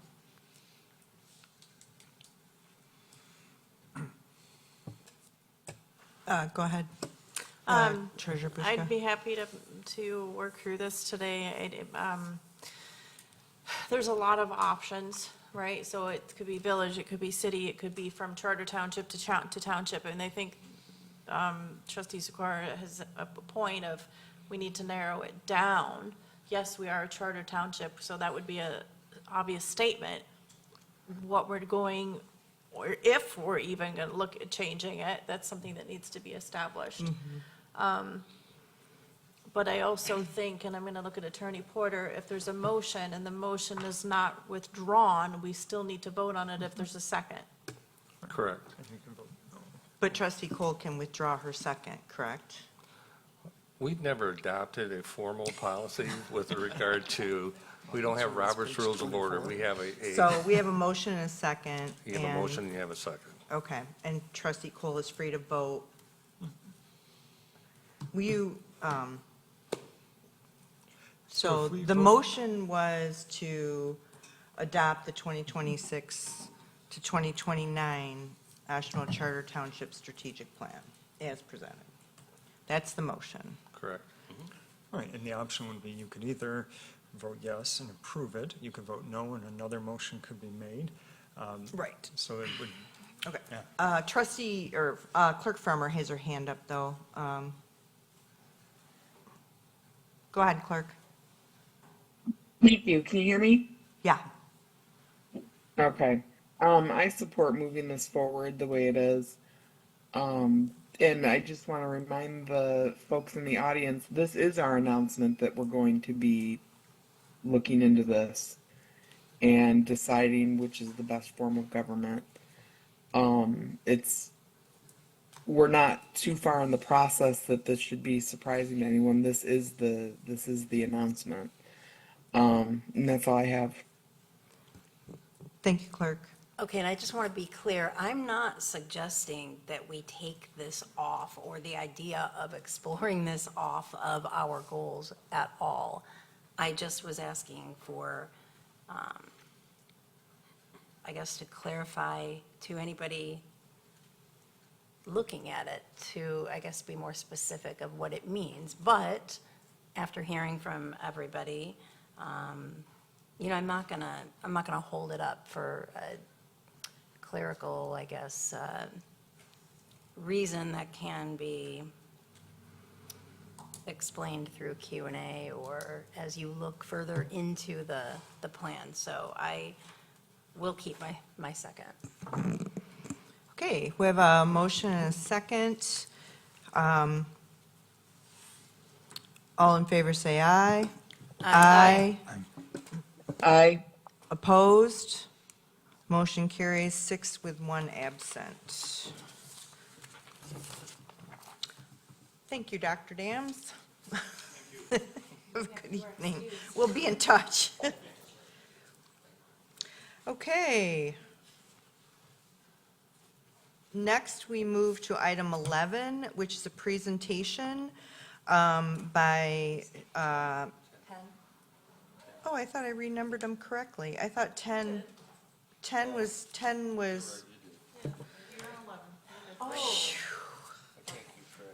Y'all know I mess that up almost every meeting. All right, we're now at item number 11. I'd like to introduce Mr. Sean McBride, who's the Executive Director. And the Chair of the Board, Kurt Artema, is here from Metro Kalamazoo to share some information with us.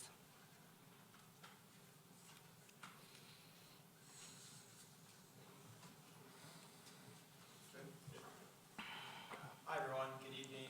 My name is... Oh, got to turn the mic on. Multitasking. There we go. Oh, there it It's goes. on. Okay. Yeah. Hi, everyone. Good evening. Thanks for the opportunity to be here. I'm Kurt Artema. I have been here many times before, but probably not wearing the Metro hat. I am currently serving as chair of the Kalamazoo County Transportation Authority and the Central County Transportation Authority. We are two volunteer boards that provide the governance for Metro, which is the public transportation provider in Oshtemo and Kalamazoo County. We also have your clerk, Dusty Farmer, on our board as a vice chair, and appreciate the time that she dedicates to the board and for the community with Metro as well. Just a little bit of background. So we have two boards. The KCTA, the Kalamazoo County Transportation Authority, is the countywide board that provides the primarily on-demand service to the county. Sean will provide details on that when he gets into his presentation. We also have the Central County Transportation Authority, which is the urbanized area. So portions of Oshtemo, the city of Kalamazoo, city of Portage, Comstock Township, city of Parchment, and Kalamazoo Township are recipients of the fixed route bus service. And so the two boards were set up as a way to provide a fair mechanism to have the funding come from the areas that receive the service. And so those are addressed on a regular basis and changed and amended. There are pilot programs that take place to expand that zone of the Central County Transportation Authority if there's a need perceived, and then it can be brought back in at the next round through a millage cycle as well. But we try to be, as best as possible, provide service to where service is needed and where there's demand. Our overarching goal is to provide mobility to people within the Kalamazoo County region, provide a lot of service for people to get to jobs. We also are an economic development advocate and supporter as well. One of the initiatives we've been working on in partnership with a lot of different groups, including the Road Commission, and as well as CATS, which is the Kalamazoo Area Transportation Study, is looking at some of the corridors that are limited in terms of access to public transit because they maybe don't have all the elements of a complete street. So if you think about a corridor in Oshtemo, that corridor maybe is some pockets of 9th Street. In Comstock and in Portage, that may be Sprinkle Road. Kalamazoo Township, that may be Mazel Avenue, where there's development that is kind of pushed out into those areas and growth has occurred.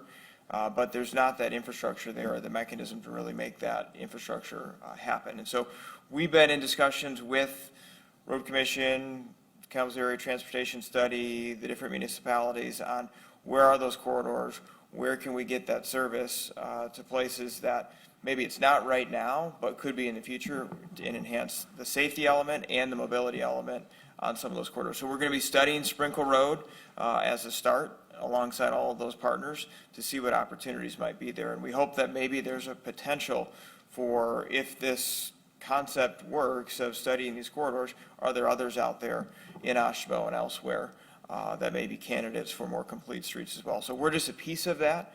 But again, it's one of the initiatives that we're excited to be working on, alongside many others that Sean will get into. So our CEO is Sean McBride, and I'll let Sean take it from here. Thanks. I'm here to answer questions as well. Thank you.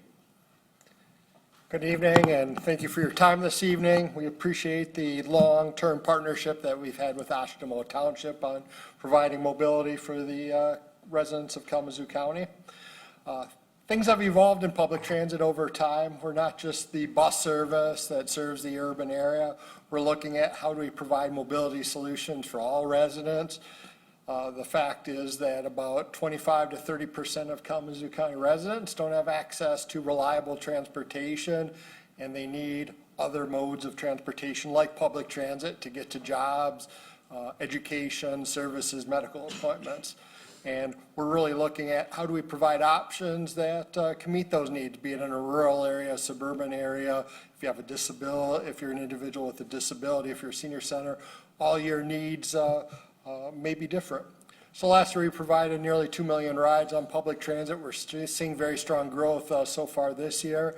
And so since inception as a public transit agency by the city of Kalamazoo in 1967, and now as Metro, there's been over 127 million rides on public transit here in Kalamazoo County. Our biggest service is the fixed route bus system, 1.7 million rides last year. That's nearly 5,000 rides per day. And we extensively serve the urban area of Kalamazoo County. 7 days a week, it's affordable, $1.50 per trip. If you're a senior citizen or individual with a disability, it's 75 cents per trip. And really, our highest riderships are the main spur roads coming out of downtown, be it West Nage, Gull Road, and West Main and Stadium out in this direction. For example, West Main, we did about 140,000 trips, so it's 21 rides per hour last year. And I bet it would have been more except for the extensive construction last summer. And to that point, one thing we're excited is KL Avenue is now open, and we can access out up and down that and reach a lot of the apartment complexes out there that we've been kind of cut off for it's now many years, a few years now, so that's exciting just recently. Metro Connects are in a lot of communities are dial ride type service. The service is available for anyone to go anywhere in the county. For senior citizens and individuals with disabilities, it's a discounted fare of $4 per trip or $3 per trip. I just had some residents walking in today asking about how do we get from 9th Street, and they had jobs over in West Nage at the McDonald's in West Nage on Southwest Nage, and Metro Connect was the most direct solution that we offered to them. So people are looking at ways how they can economically provide for themselves in the community. We do provide services outside of Kalamazoo to the Battle Creek VA Hospital. We do a daily trip over there. And last year with Metro Connect, we provided about 150,000 rides. It was a 9% increase over last year. With an Oshtemo, it's about 14,000 trips last year. And I'm seeing over 10% just in Oshtemo so far this year, 5 months this year, we're seeing a 10% increase in Oshtemo resident trips. And, you know, this is a service, if you haven't used public transit, then I strongly recommend that you give it a try and just know how to use it. You never know the day, maybe when your car's out or you're having a medical treatment and you don't have options to maneuver around the county. New partnership that we have is with the United Way. One of the barriers to success in our community, they've identified one of their goals is that people are having trouble getting to medical appointments and to medical services, and they need to really access all modes of mobility. They partnered with us, and the way that the grant and what we're working on is that we're going to provide free fares to medical patients of these services, and How we're going to do that is work with the medical providers, be the West Michigan Cancer Center or various dialysis providers, and train those providers on how to access public transit and explain it to their patients how to use. So it's how do we teach people to fish so they can use these services many years into the future. Metro Share is another community partnership that we have. It's basically nonprofit agencies have access to a pool of vans that are located downtown and in a couple other areas. We partner with these nonprofit agencies. Metro provides the vans. The agencies provide the drivers and schedule the trips, and then Metro staff train the drivers to make sure they're safe and know how to use the wheelchair lifts and so forth. Last year we did about 25,000 rides on this service, and we work with about 30 active nonprofit agencies. And we're just expanding this program to not only work with agencies that serve senior citizens, individuals with disabilities, but teenager and educational institutions, so we can get a new population using the service. MetroLink is our newest service. It's a pilot program started in May of '24. Basically, it's Uber for public transit. The difference is it could be a shared ride. It's affordable. It's $1.50 per trip. And basically how it works is you can access point to point within the 3 zones, a west zone, east zone, and a south zone. The west zone is pretty much Oshtemo, the urban area of Oshtemo Township, and the northern part of Texas Township, and going over into the part of Kalamazoo Township. You can access that area, or you can interconnect with the fixed route bus system and access the whole area. We've had quite a bit of ridership growth on this. We are averaging 10,000 rides per month on MetroLink.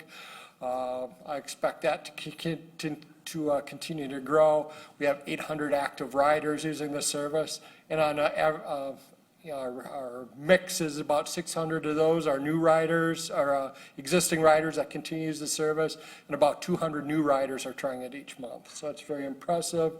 And if you're requesting the ride on an app, the phone app for that, it's about 16 to 18 minutes before your ride picks you up and takes you to your destination. The trip length is usually about 5 to 6 minutes.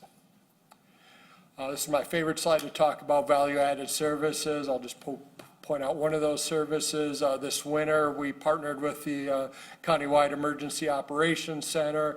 We had one of our worst cold spells in probably about 10 years this past winter, so late January into February, and a lot of warming centers were opened up throughout the community, all throughout Kalamazoo County. We provided 1,200 free rides to people trying to access those warming centers. And so those are the type of services that we partner with to try and meet evolving community needs. To run the public transit system, it's about $25 million a year. We have 4 key funding sources: voter-approved millages, state grants, federal grants, and fares. So that's how we're funded. I'll talk about the millages in a second. One of our challenges is with a lot of organizations, the cost of service is escalated out there. For example, the cost of a bus, we have 45 buses in our fleet. A bus cost pre-pandemic was $525,000 per bus. Currently, they're $775,000 to purchase. We keep these buses about 14 years and 600,000 miles before we retire them and purchase new buses. And we're excited to announce that we did get a federal competitive grant this last year of over $10 million to help us purchase hybrid electric buses moving forward for the next several buses. Coming up on August 4th, we have our a millage. It's the county-wide millage that funds specifically the Metro Connect and Metro Share service. That millage replaces an existing millage. The millage will be for 7 years. So that will take us through 2033, and the millage rate that we're requesting is 0.36 mils. This is a slight increase from what was approved previously, which I believe was 0.324 mils. And I think, oh, this sounds familiar. We did have a millage election last fall for the CCTA. That was to fund the fixed route bus system, and that was passed by the voters of the urban area, including parts of Oshtemo Township, by 68%. So I just want to make sure to get this information out there. It's available online, and if there are questions or if there's community groups that you'd like us to come out to and explain the millage and public transit services, we'd love to do that. And again, thank you for your partnership. We love the long-term relationship that we have. Thank you. Thank you, Mr. McBride. Since I believe Clerk Farmer's on, is she on both boards or just one? Or She's actually on both. She's representative of both. Yeah, that's what I thought. Clerk Farmer, I just wanted to offer you the opportunity first, if you had anything you wanted to say regarding the presentation. Thank you, I appreciate that. I just want to thank Kurt and Sean for coming out tonight. This information is really important, and residents often have questions about it, but don't know where to go for answers, and I think this provided a lot of good answers for them. Thank you. Thank you, Clerk. Any members of the board? Trustee Cole? I just have a question out of curiosity more than anything. So given the price of gas right now, what, do you raise prices? Do you keep that? How does that work? Good question. I didn't address that, but so for our fixed route bus system, we use diesel fuel. We have tanks over at our headquarters downtown. 12,000 gallons fit into that tank, so we fill them about every 3 weeks. All of last year was about $27,000 to fill those tanks. This year, after various geopolitical things happened, increased to 40,000, 50,000. The high point was about $65,000 to fill that tanks, and now we're trickling back. I think our last tank fill up was about $50,000. Yeah, maybe I could add too. So the board has had discussion as well about the fare structure, and we have a fare study that is underway right now. But we've had consistent fares for how many years, Sean? You remember? 2009. 2009. So we haven't had a fare change since 2009. So we've been pretty consistent for a long time, and we feel it's really important to provide a community service. At the same time, we have to balance those numbers, and so that fare structure is underway, but it's been very consistent for a lot of years.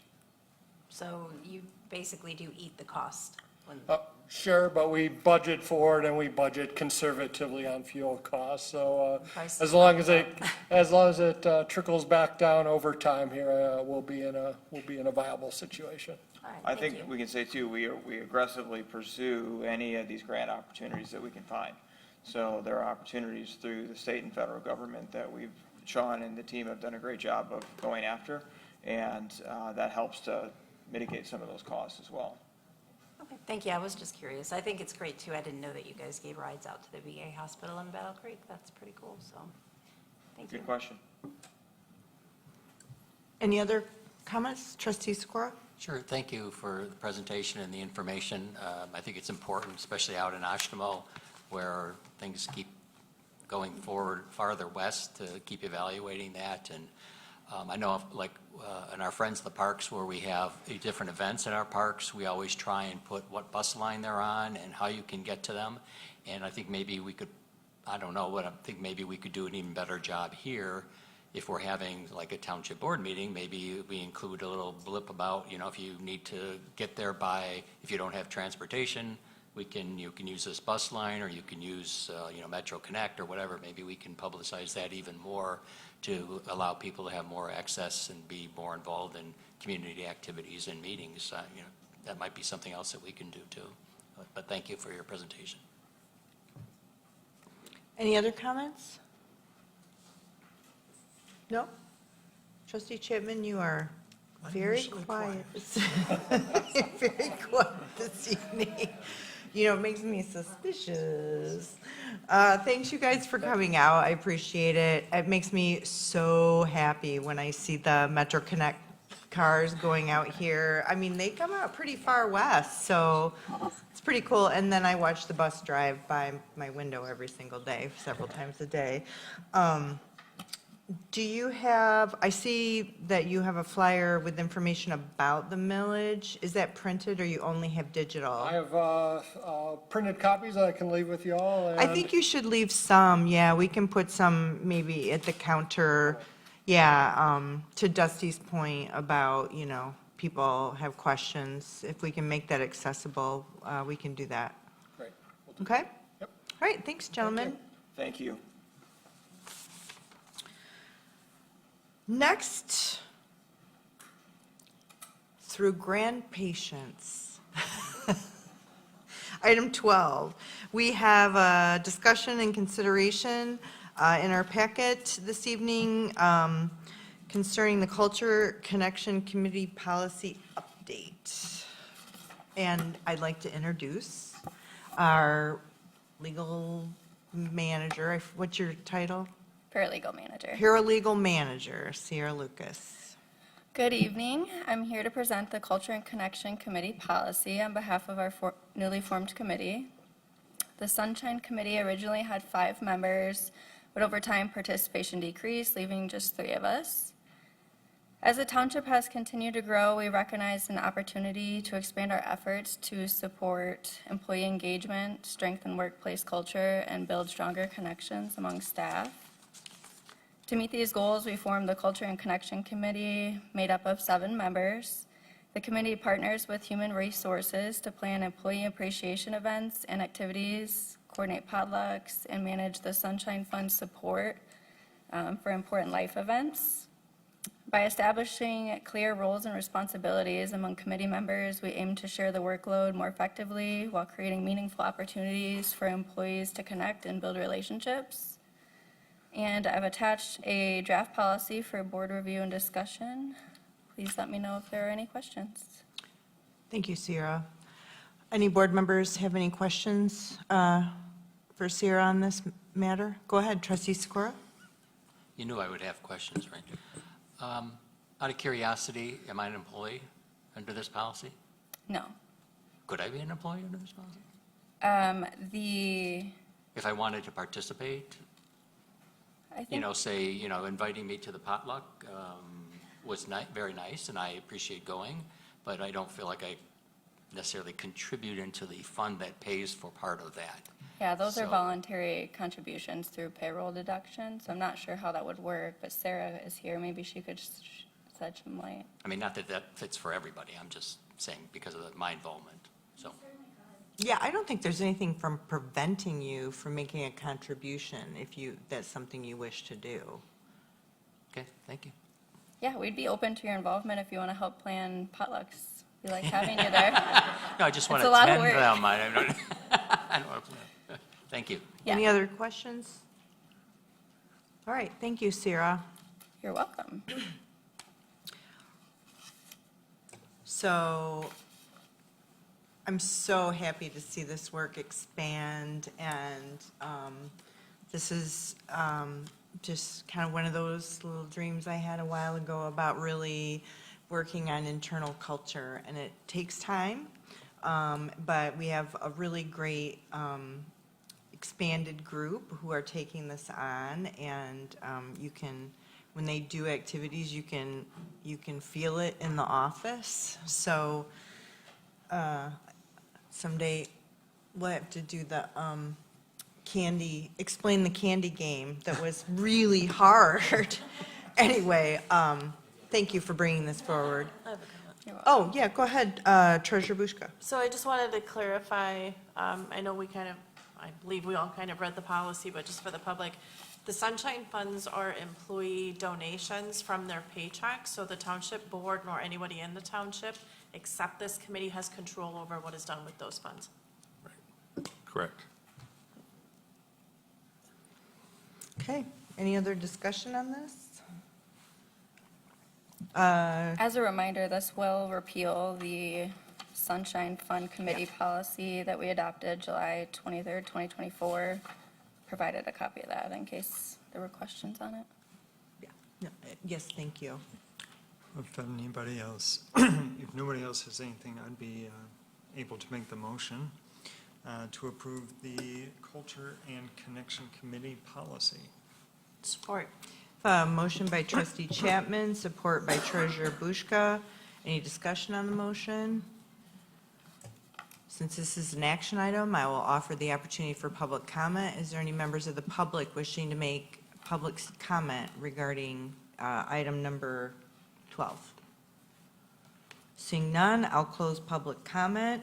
All in favor say aye. Oh, Is it a roll What? call? No, it's not. Oh, I'm sorry, my bad.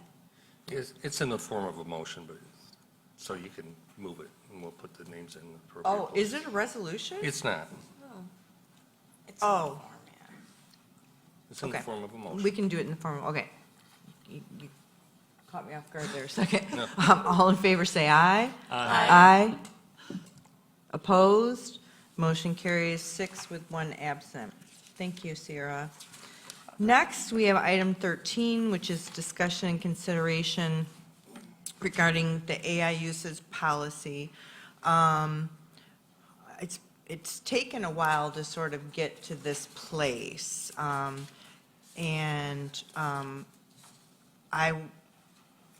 was listening to a county meeting, or I was at a meeting with the county, and the county was, at that point, evaluating whether or not an AI usage policy was necessary. And then now, I mean, AI, even since we brought up the idea of doing this policy, has evolved so much. So, Sarah, do you want to walk us through kind of how that Yes. all transpired?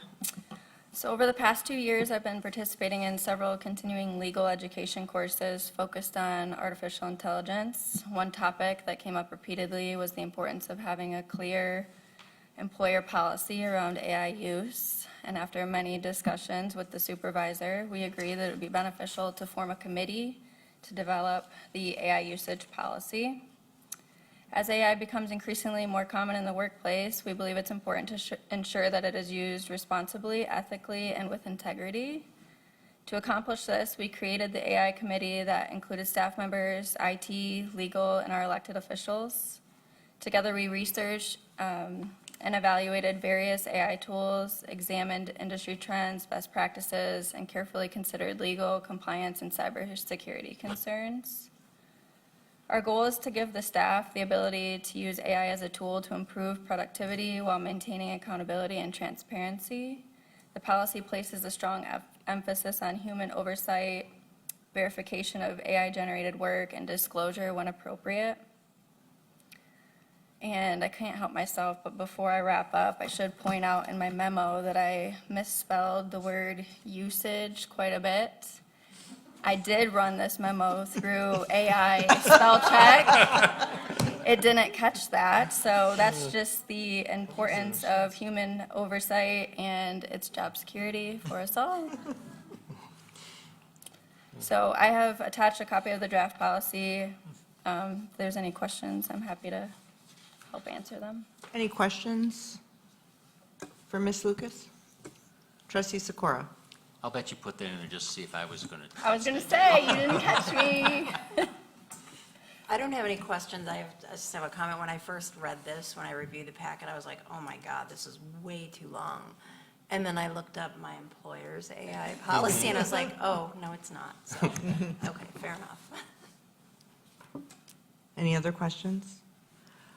Just for the board's awareness too, Trustee Ford, who is our wizard in all things IT, did have a chance to review the draft and provide his feedback before the final draft was placed in the packet for you. So it's already had his input. Clerk Farmer, do you have anything you want to share? I do not. I'm not sure. Doesn't look like it. Okay, thank you, Sierra. Yep.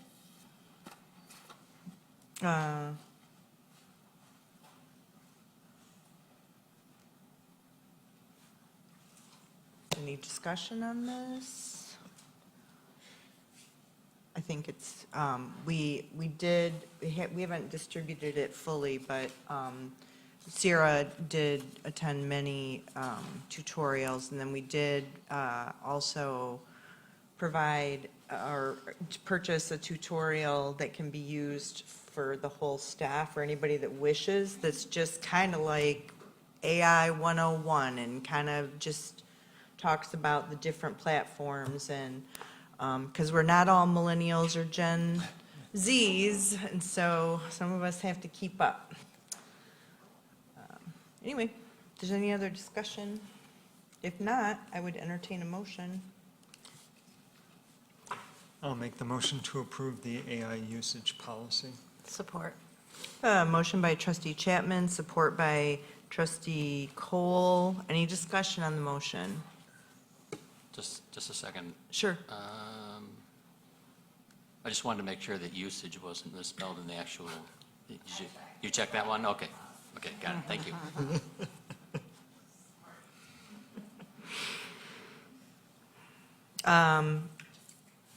At this time, since this is, clerk, I'm sorry. No, keep going. At this time, since this is an item for consideration, we'll open it up for public comment. Is there anyone here wishing to make public comment concerning item number 13? Seeing none, we'll close public comment. All in favor say aye. Aye. Opposed? Hold on, let me look for Clerk Farmer just a second. Dusty, are you there? Can you hear me? Yep, there you are. Are you a yay or a nay on this? I'm a yay. All right, motion carries 6 with 1 absent. Next, we have item 14. We have our fire chief here to present their monthly fire report. I lost half my audience. So I want to start off with, it was kind of funny because I put in this report in the bottom is our firefighter of the year, which was announced Saturday. And I'm like, I want to put him in here. And I was praying that he did not see this because it was posted online Thursday. But I think we made it because I think he was fairly surprised. But starting from the top, our call volume, interestingly, there were 35 times when 2 emergency calls were overlapping, 6 times with 3 calls, 1 time with 4, and 1 time with 5 calls that occurred at the same time. So we had 5 emergencies within minutes. That's why we rely on mutual aid, but we also do some staffing changes if it allows. So if I've got 4 people and a medical comes in, 2 people will go on the medical and 2 will stay back. And to give you some insight, 43 overlapping calls this month out of, and I didn't get a total for you down there, but 309 calls total is actually light. We are typically a third of our calls are overlapping. The report that you usually get is a Deputy Chief Burkhart report. And as soon as I tried messing with the paragraphs and everything in his report, I redid it. So, so I did forget to put down the number of incidents for the year, or for the month, it was 309. Community risk reduction, they did total those up. Public education events, we had 12, which brings total of 24 year to date, which is now that the weather's getting warmer, more people are coming out. We're getting more people to stop in to the station and visit. Food truck inspections are ramping up. Car seat installations, we were actually very light right there. I think she did 2 or 3 today alone. So last month was fairly light on car seat inspections. And then I want to talk about firefighter Cody Roberts. He was recognized at our Fire Fund Cookout, which is similar to the Sunshine Fund, or what the committee that they were talking about. The fire department, we contribute money out of our paycheck into a fund, and that fund is used for if we have a death or something, we can buy flowers with it, or we can have a party and things like that. So. So this year we had our first cookout, which was the first time that we did this during warm weather. Typically, it's a Christmas party. Cody Roberts, selected at the June 20th Fire Fund Cookout, is the 2026 Oshtemo Firefighter of the Year. Cody was selected based on his consistent professionalism, dedication to training, and ongoing commitment to improving the department. He routinely attends outside training opportunities, brings that knowledge back to share with other members, assists with department training initiatives, serves as a mentor to newer firefighters. Cody is also actively involved in department committees and the Kalamazoo Technical Rescue Team, often given his personal time to support the organization. His quiet leadership, strong work ethic, and dedication to the fire service make him an outstanding representative of the values and standards of the Oshtemo Fire Department, and we're lucky to have him.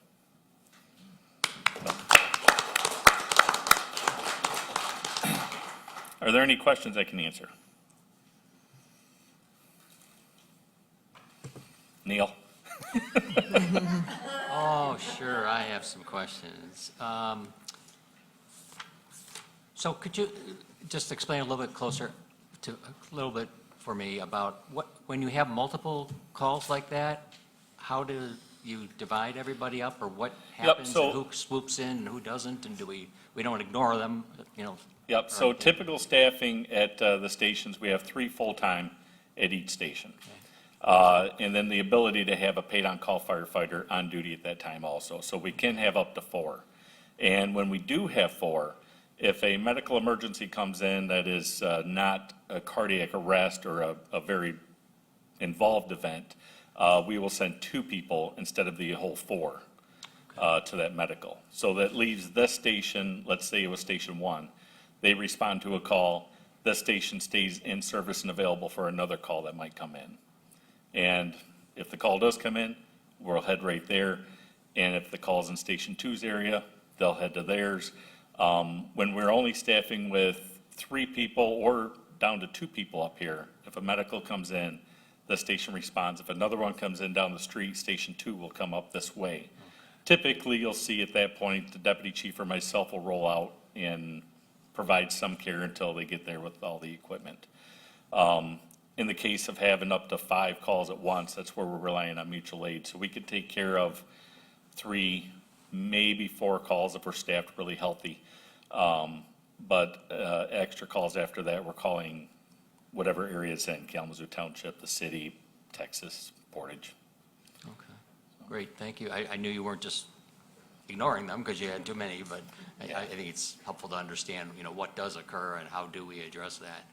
Another thing I was a question on, I noticed that Comstock Township was commenting about being the first in the county, I guess, to have medical first responder level EMS service? EMT. EMT. Yep, okay. so medical first responder is the lowest level of care that is medically in the medical licensure field. Okay. It is a free licensure from the state, and it is what the majority of fire departments in Michigan operate under. And Comstock wanted to step it up one more, so they went to EMT level, which gives them a couple extra options that they can do for patients on scene. We've conferred with our medical control in the past and didn't feel that it was worth the money that it takes to get to that level and maintain it for the very little benefit that you get because our EMS is so quickly on scene. I mean, we don't have a very long response time for them, so it wouldn't benefit us to step it up to that level. Yeah, that makes perfect sense. You also have a listing on your community involvement, I think it was, if that was the correct term, I lost my page. Was it community involvement, community interaction, something? Oh, great, I lost it. Community risk reduction? Under Cody's thing? No. Why am I not seeing it?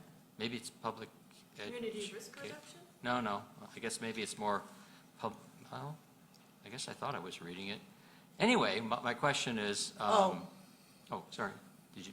Is it the call type public service? Were you interpreting that maybe as being? Maybe the public service and the public education events. I don't, anyway, it's just the great big umbrella group there of it is. your involvement in the community. Yeah, the fire departments. And the reason this stuck in my mind is because last month, oh, wait a minute, this is still June? In June, several people commented about not having the flag at half staff on Memorial Day.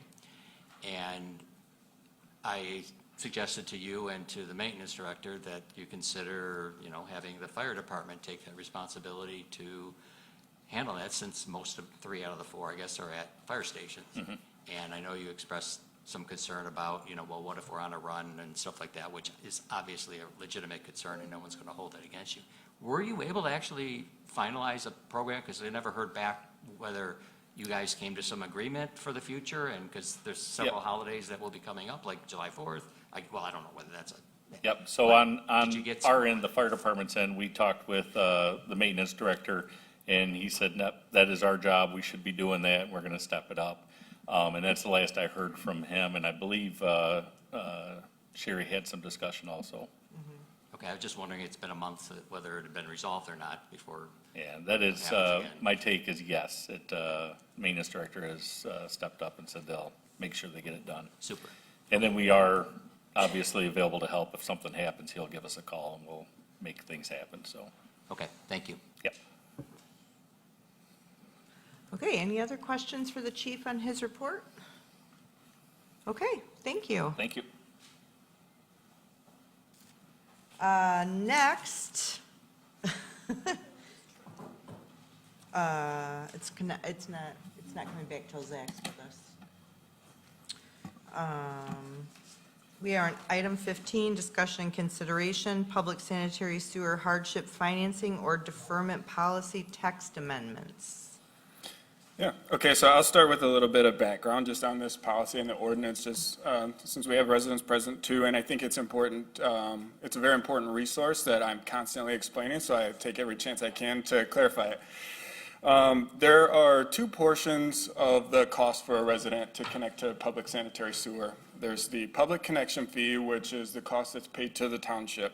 We have programs for financing that to reduce some of the burden for residents when they're making that connection.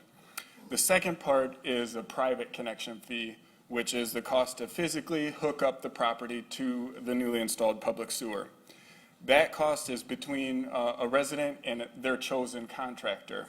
And most contractors typically don't offer financing for that work because of the burden that it puts on them. So a number of years before I started here, the board recognized that burden and created the Hardship Advisory Review Committee to accept applications for a revolving fund that would allow residents to then finance those private side costs. So this ordinance and this policy is related directly to that program and how residents can apply for it and then receive relief for or financing for the private connection fees. So as what we're bringing forward here in these text changes as part of the ordinance and the policy is that working with residents through the process and taking a couple of applications through the last year, we had some feedback from the residents and another agency, the United States Department of Agriculture, that part of our application process was putting a burden on the residents and making it more difficult to pursue that assistance, which was unintentional, and we didn't realize it until we received that feedback. So what the USDA shared with us is that their application process is somewhat limited for grants that they offer, but they do have those yearly, and then they offer low-interest loans to help finance these costs for connecting to public sewer. But because of their setup for their administration and their application process, it can take up to 6 months to even receive feedback whether an applicant's been rejected. And that was a prerequisite for our hardship assistance program, was that they had to pursue that option first, and then they could apply with the township's program for that relief. That 6 months is a significant chunk of the 2-year window that we provide to residents to make that connection. So that was taking up a large chunk of their time planning-wise and trying to coordinate that physical hookup in the process. And then the Hardship Advisory Committee was meeting annually, so timing-wise, if their rejection didn't come in time, they could be pushed out a whole nother year to get through that application process, and it just became a repetitive burden. So recognizing that, we brought that to the committee. everybody agreed that there was some change needed to the policy to remove that unintentional burden and make it less restrictive for residents to apply for that relief and seek that process. So these text changes allow a resident to submit some preliminary information to the Public Works Department for consideration, and then we can help guide them through the process of whether they would be able to get USDA relief or assistance, or if we should just proceed directly with the hardship committee application. So that's the first portion of this, is trying to make it less restrictive. And then we also made changes to that meeting structure to where we would meet quarterly rather than annually, just in anticipation of increased volume of applications that we would be receiving. And that allows residents to apply up to 3 weeks before that quarterly meeting so that their application can be reviewed at that time. And we can try to help provide that assistance and relief.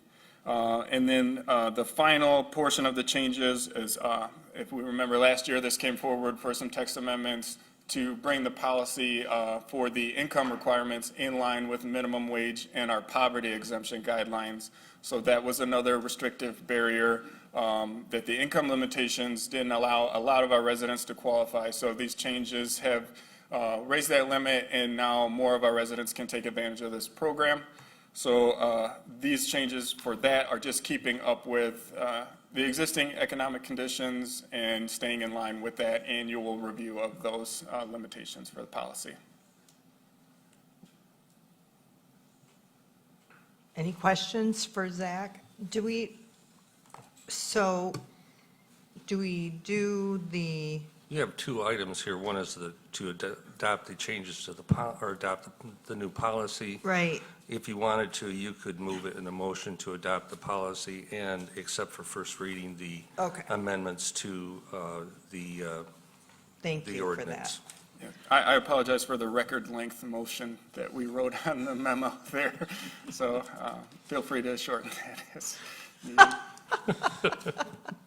It is very long. Ah, that's wonderful. And does anyone have any questions for Zach regarding these items? I don't have a Mr. question. Sikora? Oh, See it, Go. I do. Beat you.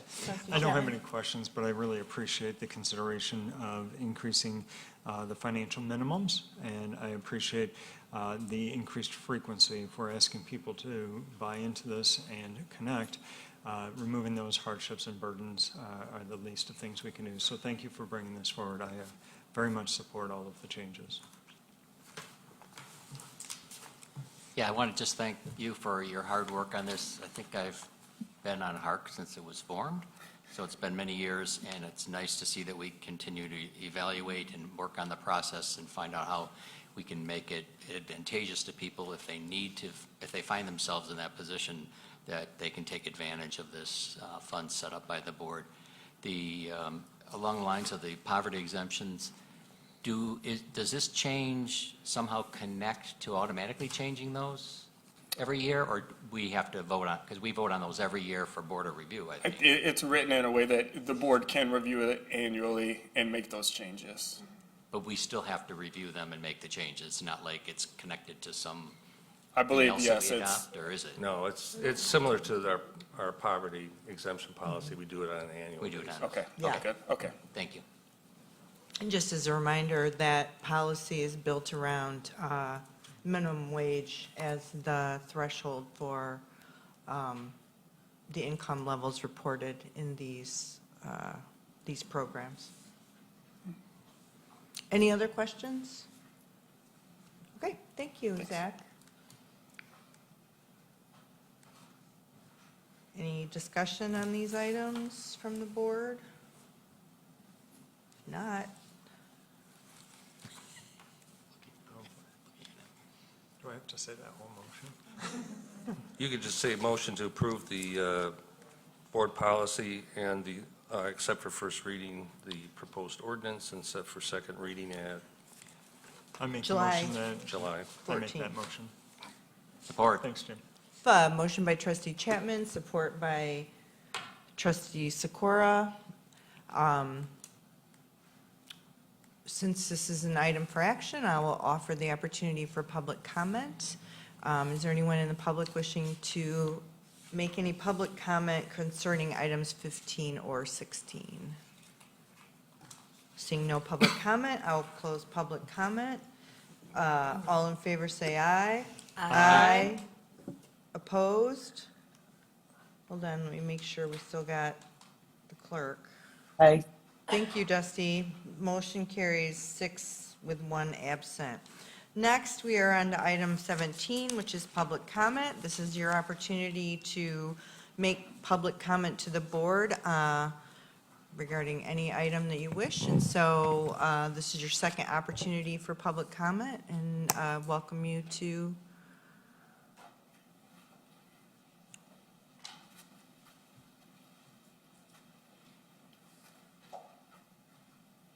oops, oh, go ahead. Thank you. Robin Burpee. Look around you. Look at your neighbors. There's still some here. I'm impressed.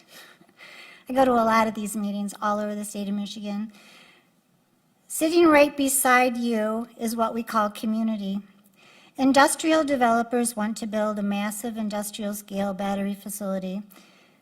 That is what New Edge Power has mapped out for your Van Cal borders. And when these big energy companies sit in corporate boardrooms looking at maps of your township, they rely on one specific psychological weapon, and that's called isolation. I have to confess, I don't live in Oshtemo Township. I grew up in Kalamazoo County, and I now reside in St. Joseph County. But I am your neighbor, and I care what happens in your backyard, because theoretically it is my backyard too. We're all Americans. We're all brothers and sisters. That's the cool thing about grassroots civics. We have gathered here tonight to empower you, and in turn, you must lobby your neighbors to double our numbers, to double our knowledge and to double our power, because the truth is you are part of something much bigger than one field on Van Cal Avenue. A massive firestorm of citizen resistance is sweeping across the entire state of Michigan. Every day, people, farmers, teachers, factory workers, parents, and retirees are standing in fields like the one in your township, facing the exact same aggressive overrides, the exact same threats to their property values, and the exact same safety hazards of lithium-ion BESS facilities. From Fayette Township to Blendon and right next door in Almena, citizens are drawing a line in the sand, and guess what? They're winning. Communities across Michigan are successfully organizing. They are scouring through state legislation, forcing local officials to adopt strict safety ordinances and legally blocking these projects. We are trading notes with them. We are sharing legal strategies. We are a part of a statewide network of thousands of Michigan residents who refuse to let corporate bureaucrats dictate what happens in our backyards and to our families. So what does that mean for us here in Oshtemo tonight? It means our blueprint is already written. The township's current moratorium is just a brief window of opportunity, not a permanent shield. If we wait until the final permits are signed to get angry, we've already lost. The fight is happening right now. Here is what we need every single person in this township to do, and that is to double our numbers starting tonight, starting a few weeks ago when I was at Little Pistol Farms, sitting across from the substation on Van Cal. We must show up and we must speak up. And I know this is televised on your broadcasting system. Oshtemo must stand up and speak up. We cannot let them look at our empty seats. We need to take the energy from the field back to the township hall, to the doors, making it impossible for you to ignore us. Make them move the assembly to a larger space, is my recommendation. Second, we must connect with our neighbors. Do not assume that one person down the street knows what is proposed across from the field on Van Cal. Knock on doors, pass out flyers. Thank you.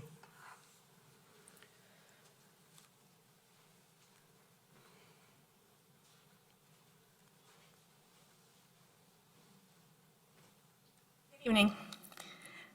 I want to say, Robin, thank you. Because of the field meeting and people starting to show up over in Almena, Almena is getting the word out to residents, and we're grateful for that. This project has just as much, if not more, to do with them than us. A couple people have asked about closed sessions, not just tonight, but frequently. Is that where the choice to write the workable energy ordinance came from? I've reviewed all the meetings, and I can't find where that vote happened, although that vote has been referenced on several occasions. My other question is, knowing that a WEO can be walked around by a developer, why is all this time being put into just that? Why isn't it going into some common sense, township-wide ordinances? I was extremely happy to hear tonight that Dr. Havenden has put time into a wetland ordinance. I'm baffled why we didn't have one. I had to go and look that up. And 2 weeks ago, we learned from Dr. Woodhams that this project is planned on a critical watershed. I think that ordinance needs to take some priority. I also learned at last week's Environmental Health Advisory Council meeting that all the water in Kalamazoo comes from groundwater. And the wetlands that clean that water are vital, especially because several pump sites for Kalamazoo water have become unusable, and they're looking for more pump sites. So when can we expect to see the wetland ordinance? It sounds pretty important. And we've heard over and over that PA 233 took away local control. But local control is not one ordinance. Local control is a full toolbox of zoning, police power, public safety, and environmental protections. And the Michigan Constitution gives you guys those rights. You took an oath to that, to uphold that Constitution. And we expect that to be upheld. And we've been saying this for months. I'm sure all of you are tired of hearing from me. I can tell you I'd rather be home with my kid playing Legos tonight. Oshtemo does not have to put every protection inside the PA 233 energy ordinance itself. In fact, some protections may be stronger, cleaner, and harder to attack if they're written into township-wide ordinances. And those would apply generally to all projects. That's out of the reach of PA 233. If you guys say that the sidewalks have to be shoveled, the sidewalks have to be shoveled in front of Beth's. So do the wetlands. We have a hazardous materials ordinance, and I've spoken on this one before. It has no teeth. Think of the word consult. If you consult with your doctor and he tells you don't drink any more coffee, are you going to stop? We also have the words consider. Those are not legally holding words in court.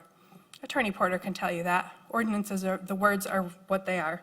Consult and consider are not words that will be upheld in court.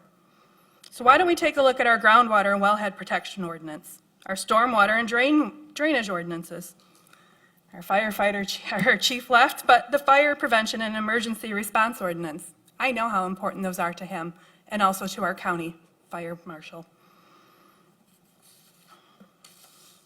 We could put in our own noise ordinance, especially for low frequency sound. Lighting ordinances. We already have blight and nuisance ordinances. Let's put some teeth into those as far as it's going to look out here next to my home. How about a decommissioning ordinance? That's for everything, whatever you bring in here. If the factory out on Stadium goes out, you're going to just let it sit there and let it be a building there, use our taxes to take care of it when it's a brownfield? No. Thank you, Ms. Schneider. Anyone else wishing to make public comment? Hello.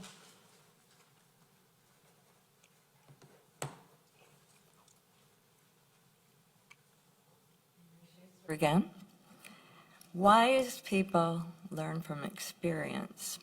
I grew up here. We had the paper mills. We are still dealing with the toxic soil from that. I lived in Belmont, which is outside of Rockford. Hush Puppy and Wolverine dumped their tannery chemicals into the ground there. And we lived in that area where all the well water was affected. I got cancer. Lots of people got cancer. Everybody tried to hush it up. This is the new, latest, greatest thing. Nobody knows the long-term effect of this. We do know that it has toxic gases and heavy metals. I was shocked when my daughter told me that it was very expensive for baby food because they had trouble finding land to grow crops for the food that didn't have heavy metals in it. Just think about that. That's pretty scary. We are probably consuming heavy metal. That's not good. And these fires have to be put out with PFAS stuff. You can't use water on them. I do not want a data processing, a battery plant. We are just fine without them. I don't want to be a city. We don't need to be a city. I lived in a city, but it had no downtown. It was basically just a suburb. I would like to be a smaller area. That's why I moved here. I really am not happy about what's going on, and I've been thinking about moving. I think some other people are thinking that way too. What you have here is what everybody likes, but you're getting rid of all of that by allowing overdevelopment, constantly building more and more. You won't have 1 square inch of green left. Thank you. Thank you. Anyone else wishing to make public comment?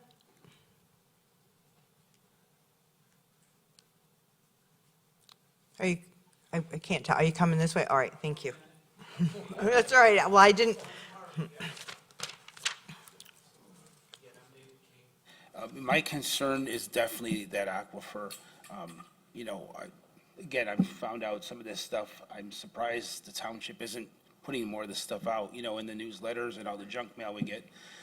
I'm finding, you know, through people, and that does concern me, because when we bought the property, I had the water tested. You know, when we purchased it, they had to do it, and we didn't trust it, so we had to test it again. And then the lady said, you know, here's a couple bottles. She goes, bring me some more samples, and she goes, this is like the best water we came across. And I took it to that place in Richland, and she's like, you know, whatever's going on, the water's really clean. It's, you know, excellent.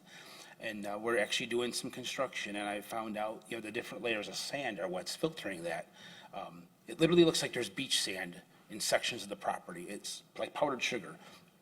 And at this point, you know, I don't know what else, you know, anybody can say or do, except if that aquifer gets destroyed, I don't know if you guys are going to put some kind of implementation to where this company that's nowhere near this state, you know, then, you know, pays to get people connected to city water, you know, because it's not only me drinking, it's my grandkids, you know, and you folks might already live in the city and you're getting, you know, prestigious water.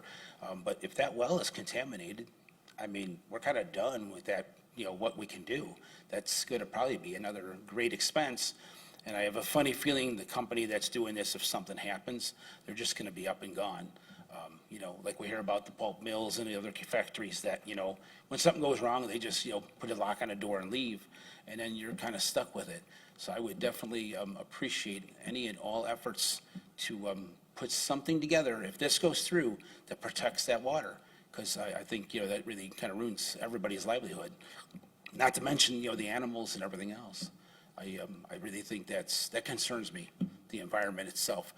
My sons have got lithium battery toys. I've seen one of those light. It's like a flare. They transport them in these gel-filled bags.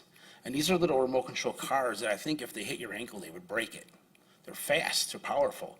But when that battery, when something goes wrong, look out. I mean, that's just crazy. So do something with the environment. Otherwise, I think we'll really be in trouble if we don't. Thanks. thank you. Anyone else? All right, I'm going to close public comment.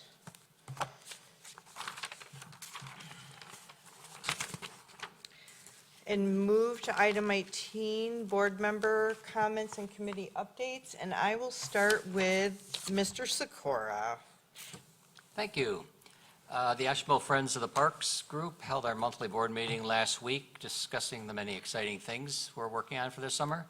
Last Saturday, we had a guided nature walk titled Life in the Forest. Here at Township Park, volunteer Lori Walsh led the walk, which was well attended by all age groups from children to seniors. The next guided nature walk is Footpath Through the Prairie at the Drake Farmstead Park on Saturday, July 27th at 10 a.m. And this Friday, we have another volunteer session at Flesherfield Park from 10 a.m. to noon, and we'll focus on getting the gazebo and lawn area spruced up for our first Music in the Park concert this Sunday, June 28th. The concert will start at 6:30 p.m. and run to 8 p.m. at Flesherfield Park. The music group is called In the Gray, and they are a high-energy cover band, so something for everyone to enjoy. We also discussed having the Fruit Belt Rail Trail ribbon cutting ceremony on Sunday, July 19th, scheduling it before that evening's Music in the Park concert. More info on that to come. Another celebration will occur next year for the 120th anniversary of the Fruit Belt Railroad. And as I mentioned before, as you probably know, KL Avenue reopened under the 131 bridges. As some folks decided the new concrete was a blank canvas that needed some color, they added their artistry to it. The Friends discussed this and are planning a contest to design and paint a mural to cover up the current artwork, use maybe quotes around that artwork, and hopefully prevent future tagging. We expect to provide a financial gift to the winner and pay for the work that needs to be done. And if you have any experience or knowledge of running this sort of contest, please let me know. We're kind of just slowly moving along. We've got some more information that our Public Works Director has found going through MDOT, so we're trying to work through it. But if you have experience in that, please let me know. We'd love to save some time and get it done sooner rather than later. And these are the types of activities that we do as the Oshtemo Friends of the Park. So if those are the kinds of things that you'd like to help with for our parks, please let me know. In other news, our flagpole courtyard improvement project continues to be delayed, and it doesn't look like we're going to meet our goal of July 4th, and we'll have to schedule an event later. There will be other Oshtemo activities around the America 250 celebration, which is actually a year-long event. So keep watching. There will have things going on even into September when we have an event out at the Drake Farmstead, and the Drake House will be open and staffed by the Oshtemo Historical Society. Speaking of which, this Sunday, the Oshtemo Historical Society's monthly meeting will be right here in this room from 2 to 4 p.m. Keith Martin of the Galesburg Historical Museum will present on the orphan train movement that relocated around 200 to 250,000 children from overcrowded East Coast cities to the rural Midwest and West, and laid the groundwork for our modern American foster care system. So come to the OHS presentation here on the orphan train movement, and then head to the concert at Flesherfield afterwards. And that's all I have for today. Thank you. Thanks. Treasurer Bushka. So I had my public media meeting last week. We were provided with some numbers for cable franchise fees that have been declining. And so over a 10-year period, those fees are down 20%. And how that works is the cable companies pay sort of like a right-of-way cable access. So Mediacom, Comcast, places like that, we get 60%, and public media gets 40% plus some fees. But those fees are going down, so there's a massive grassroots, there's a grassroots effort to kind of appeal to the state to implement satellite or subscriber channels like Hulu, Disney, things like that. So that's where they're at. They're really jumping for grants and getting funding in different ways, but there's going to be a much bigger push, potentially with reach to MTA, MTT, or not MTT, MTA, MMTA, places like that. But also, just as a going into next budget season with our meeting, our revenue is then also going down. At the 60, the 20%. So that eventually at some point will diminish, just something to think about. So that is their update from them. Tax bills are at the printer. So those are ready. They should be hitting mailboxes the first week of July. If you have a mortgage company, though, they get those bills. If you'd like your own, just get a hold of me and we'll get those out to you, either email or in the mail. And that's all I have. Thank you, Treasurer. Trustee Cole? Nope, I have nothing tonight, thank you. Thank you. Trustee Chapman? I have nothing to add tonight. Okay, thank you. Clerk Farmer? Thank you. Can you hear me? You're a little faint.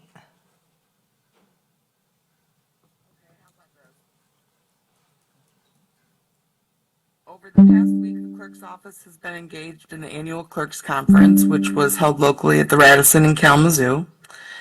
During the conference, we participated in a variety of educational sessions, including topics on election security, the Freedom of Information Act, and records management. In addition to the conference, we've been conducting election training in preparation for the upcoming August and November elections. This training also fulfills the required biennial certification program. Certification training is scheduled for completion this Friday, and we will have computer training for the electronic poll book in July. And then finally, I've been collaborating with our early voting partners to develop a training curriculum for early voting election inspectors, and this training has been implemented over the past several weeks. And that is all I have. Thank you. Clerk. There's so many things, but I'll keep it tight as far as the flagpole project. Trustee Sikora, I tried so hard to get that done for July 2nd. So I know, but but we have community conversation August 2nd. So I'd like to propose that we do a ribbon cutting at 4:30 before community conversations. And by that time, the beddings will all be planted and properly, had some time. So I think that would, if they don't have it done by August 2nd, then we're going to find another, we needed to get a proper contract from them. So anyway, I was trying to get that done for July 2nd, but it just couldn't. Another cool thing coming up, Oshtemo was reached out to from our community policing officer, Deputy Neal, I believe, and we've been asked to partner on National Night Out again on August 4th at Flesher Field, so the wheels are in motion for that. And Chief has offered up Oshtemo Fire Department to be the lead for the township, and Oshtemo Rotary will also be getting involved. So really excited to see. We had the largest national night out for all of the national night outs for the Sheriff's Department last year. So I want to win big again this year. Good news, many conversations, many emails. We got final approval from the Sheriff's Department to place our red med box. So we're going to get that project to completion. Yes, those are kind of some, and if you didn't notice, and Anna, I know you noticed, but we had a fatality on the corner of West Main and Drake a couple of days ago.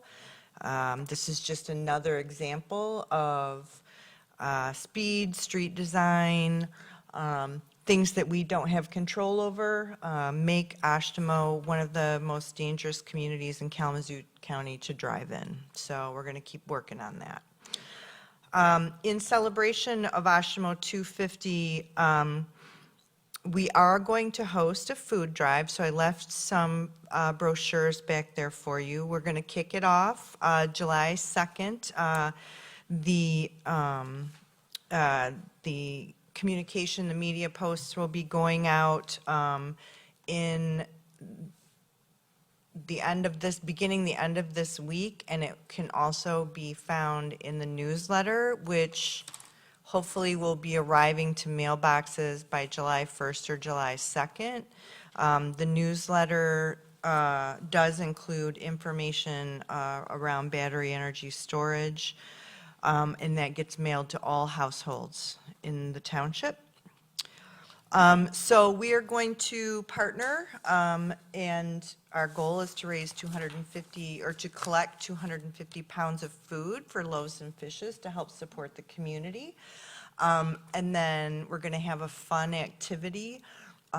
We're going to do a Stuff the Truck event, and it's going to be the chief of Oshtemo Fire Department's vehicle versus the county sheriffs, and so it's going to be the township versus the sheriffs for a Stuff the Truck event. So look for more details on that, but the sheriff was actually really excited and thought that was fun. So I think that's going to be a good time.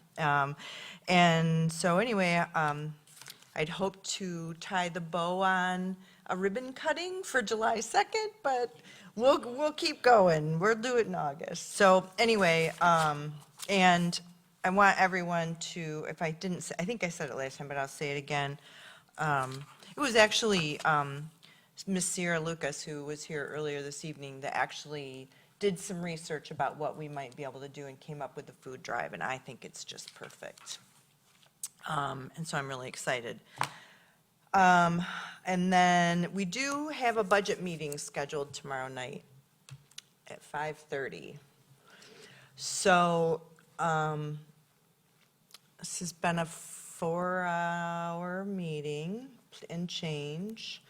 My intention for tomorrow was to review the status of where we're at in the budget so far this year, walk us through our capital improvement plan, to take a look at what we've accomplished, what we haven't accomplished, and what we might yet accomplish. We're going to need to talk about, what's going to end up in that capital improvement plan that aligns with the strategic plan. I do think those are things we could probably accomplish at other meetings. And so I guess I'm just taking the temperature. I can work those into work sessions in July, and we have another budget meeting in July, or do we want to just put the pedal to the metal and hit it? I like Plan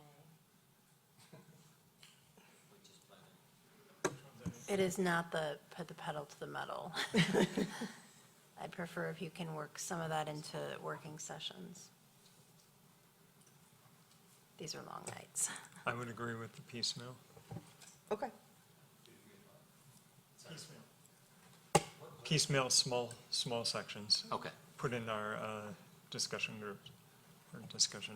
I think my worry, I guess, is we planned on having the meeting tomorrow, and today was 4 hours. If we start incorporating those into regular meetings, we're going to have more 4-hour meetings that all of us are going to be falling asleep during, or being, very tired. Could we have just a much shorter meeting, to cover something to get us going? Because Sure. It's not going to be solved. I would prefer that. It's on my calendar. We're not making any going other things, decisions, it's so, yeah, I It's on the mean, calendar. it is a publicly noticed meeting. I mean, it's already been, it's on our list. We can cancel, but we're not making any decisions, it's just discussion. So, I mean, if we want to just tackle where we're at in the budget this year and, a brief update on the progress of projects, then I think we could probably keep it to an hour or so. Yeah, I wasn't saying cancel the meeting. I was just saying no. Oh. I was saying just take some of the topics and All right, piecemeal them in. all right, then that's what I'll do. So the one thing before I set you all free is, normally everybody on this board prefers things in electronically. However, is anybody interested in, a copy of the budget in paper or a copy of the audit in paper? Budget, yes, for Michael? Okay. Okay. And I'll follow up with Dust. You have it, don't you? Do you want paper copies of the budget and the audit? I have those. I figured you might, but I figured Dusty does too. Okay, I just want to make sure I'm prepared so that you have the material that you need. So with that, I will see you all tomorrow at 5:30, and we will do our budget kickoff, and this meeting is adjourned.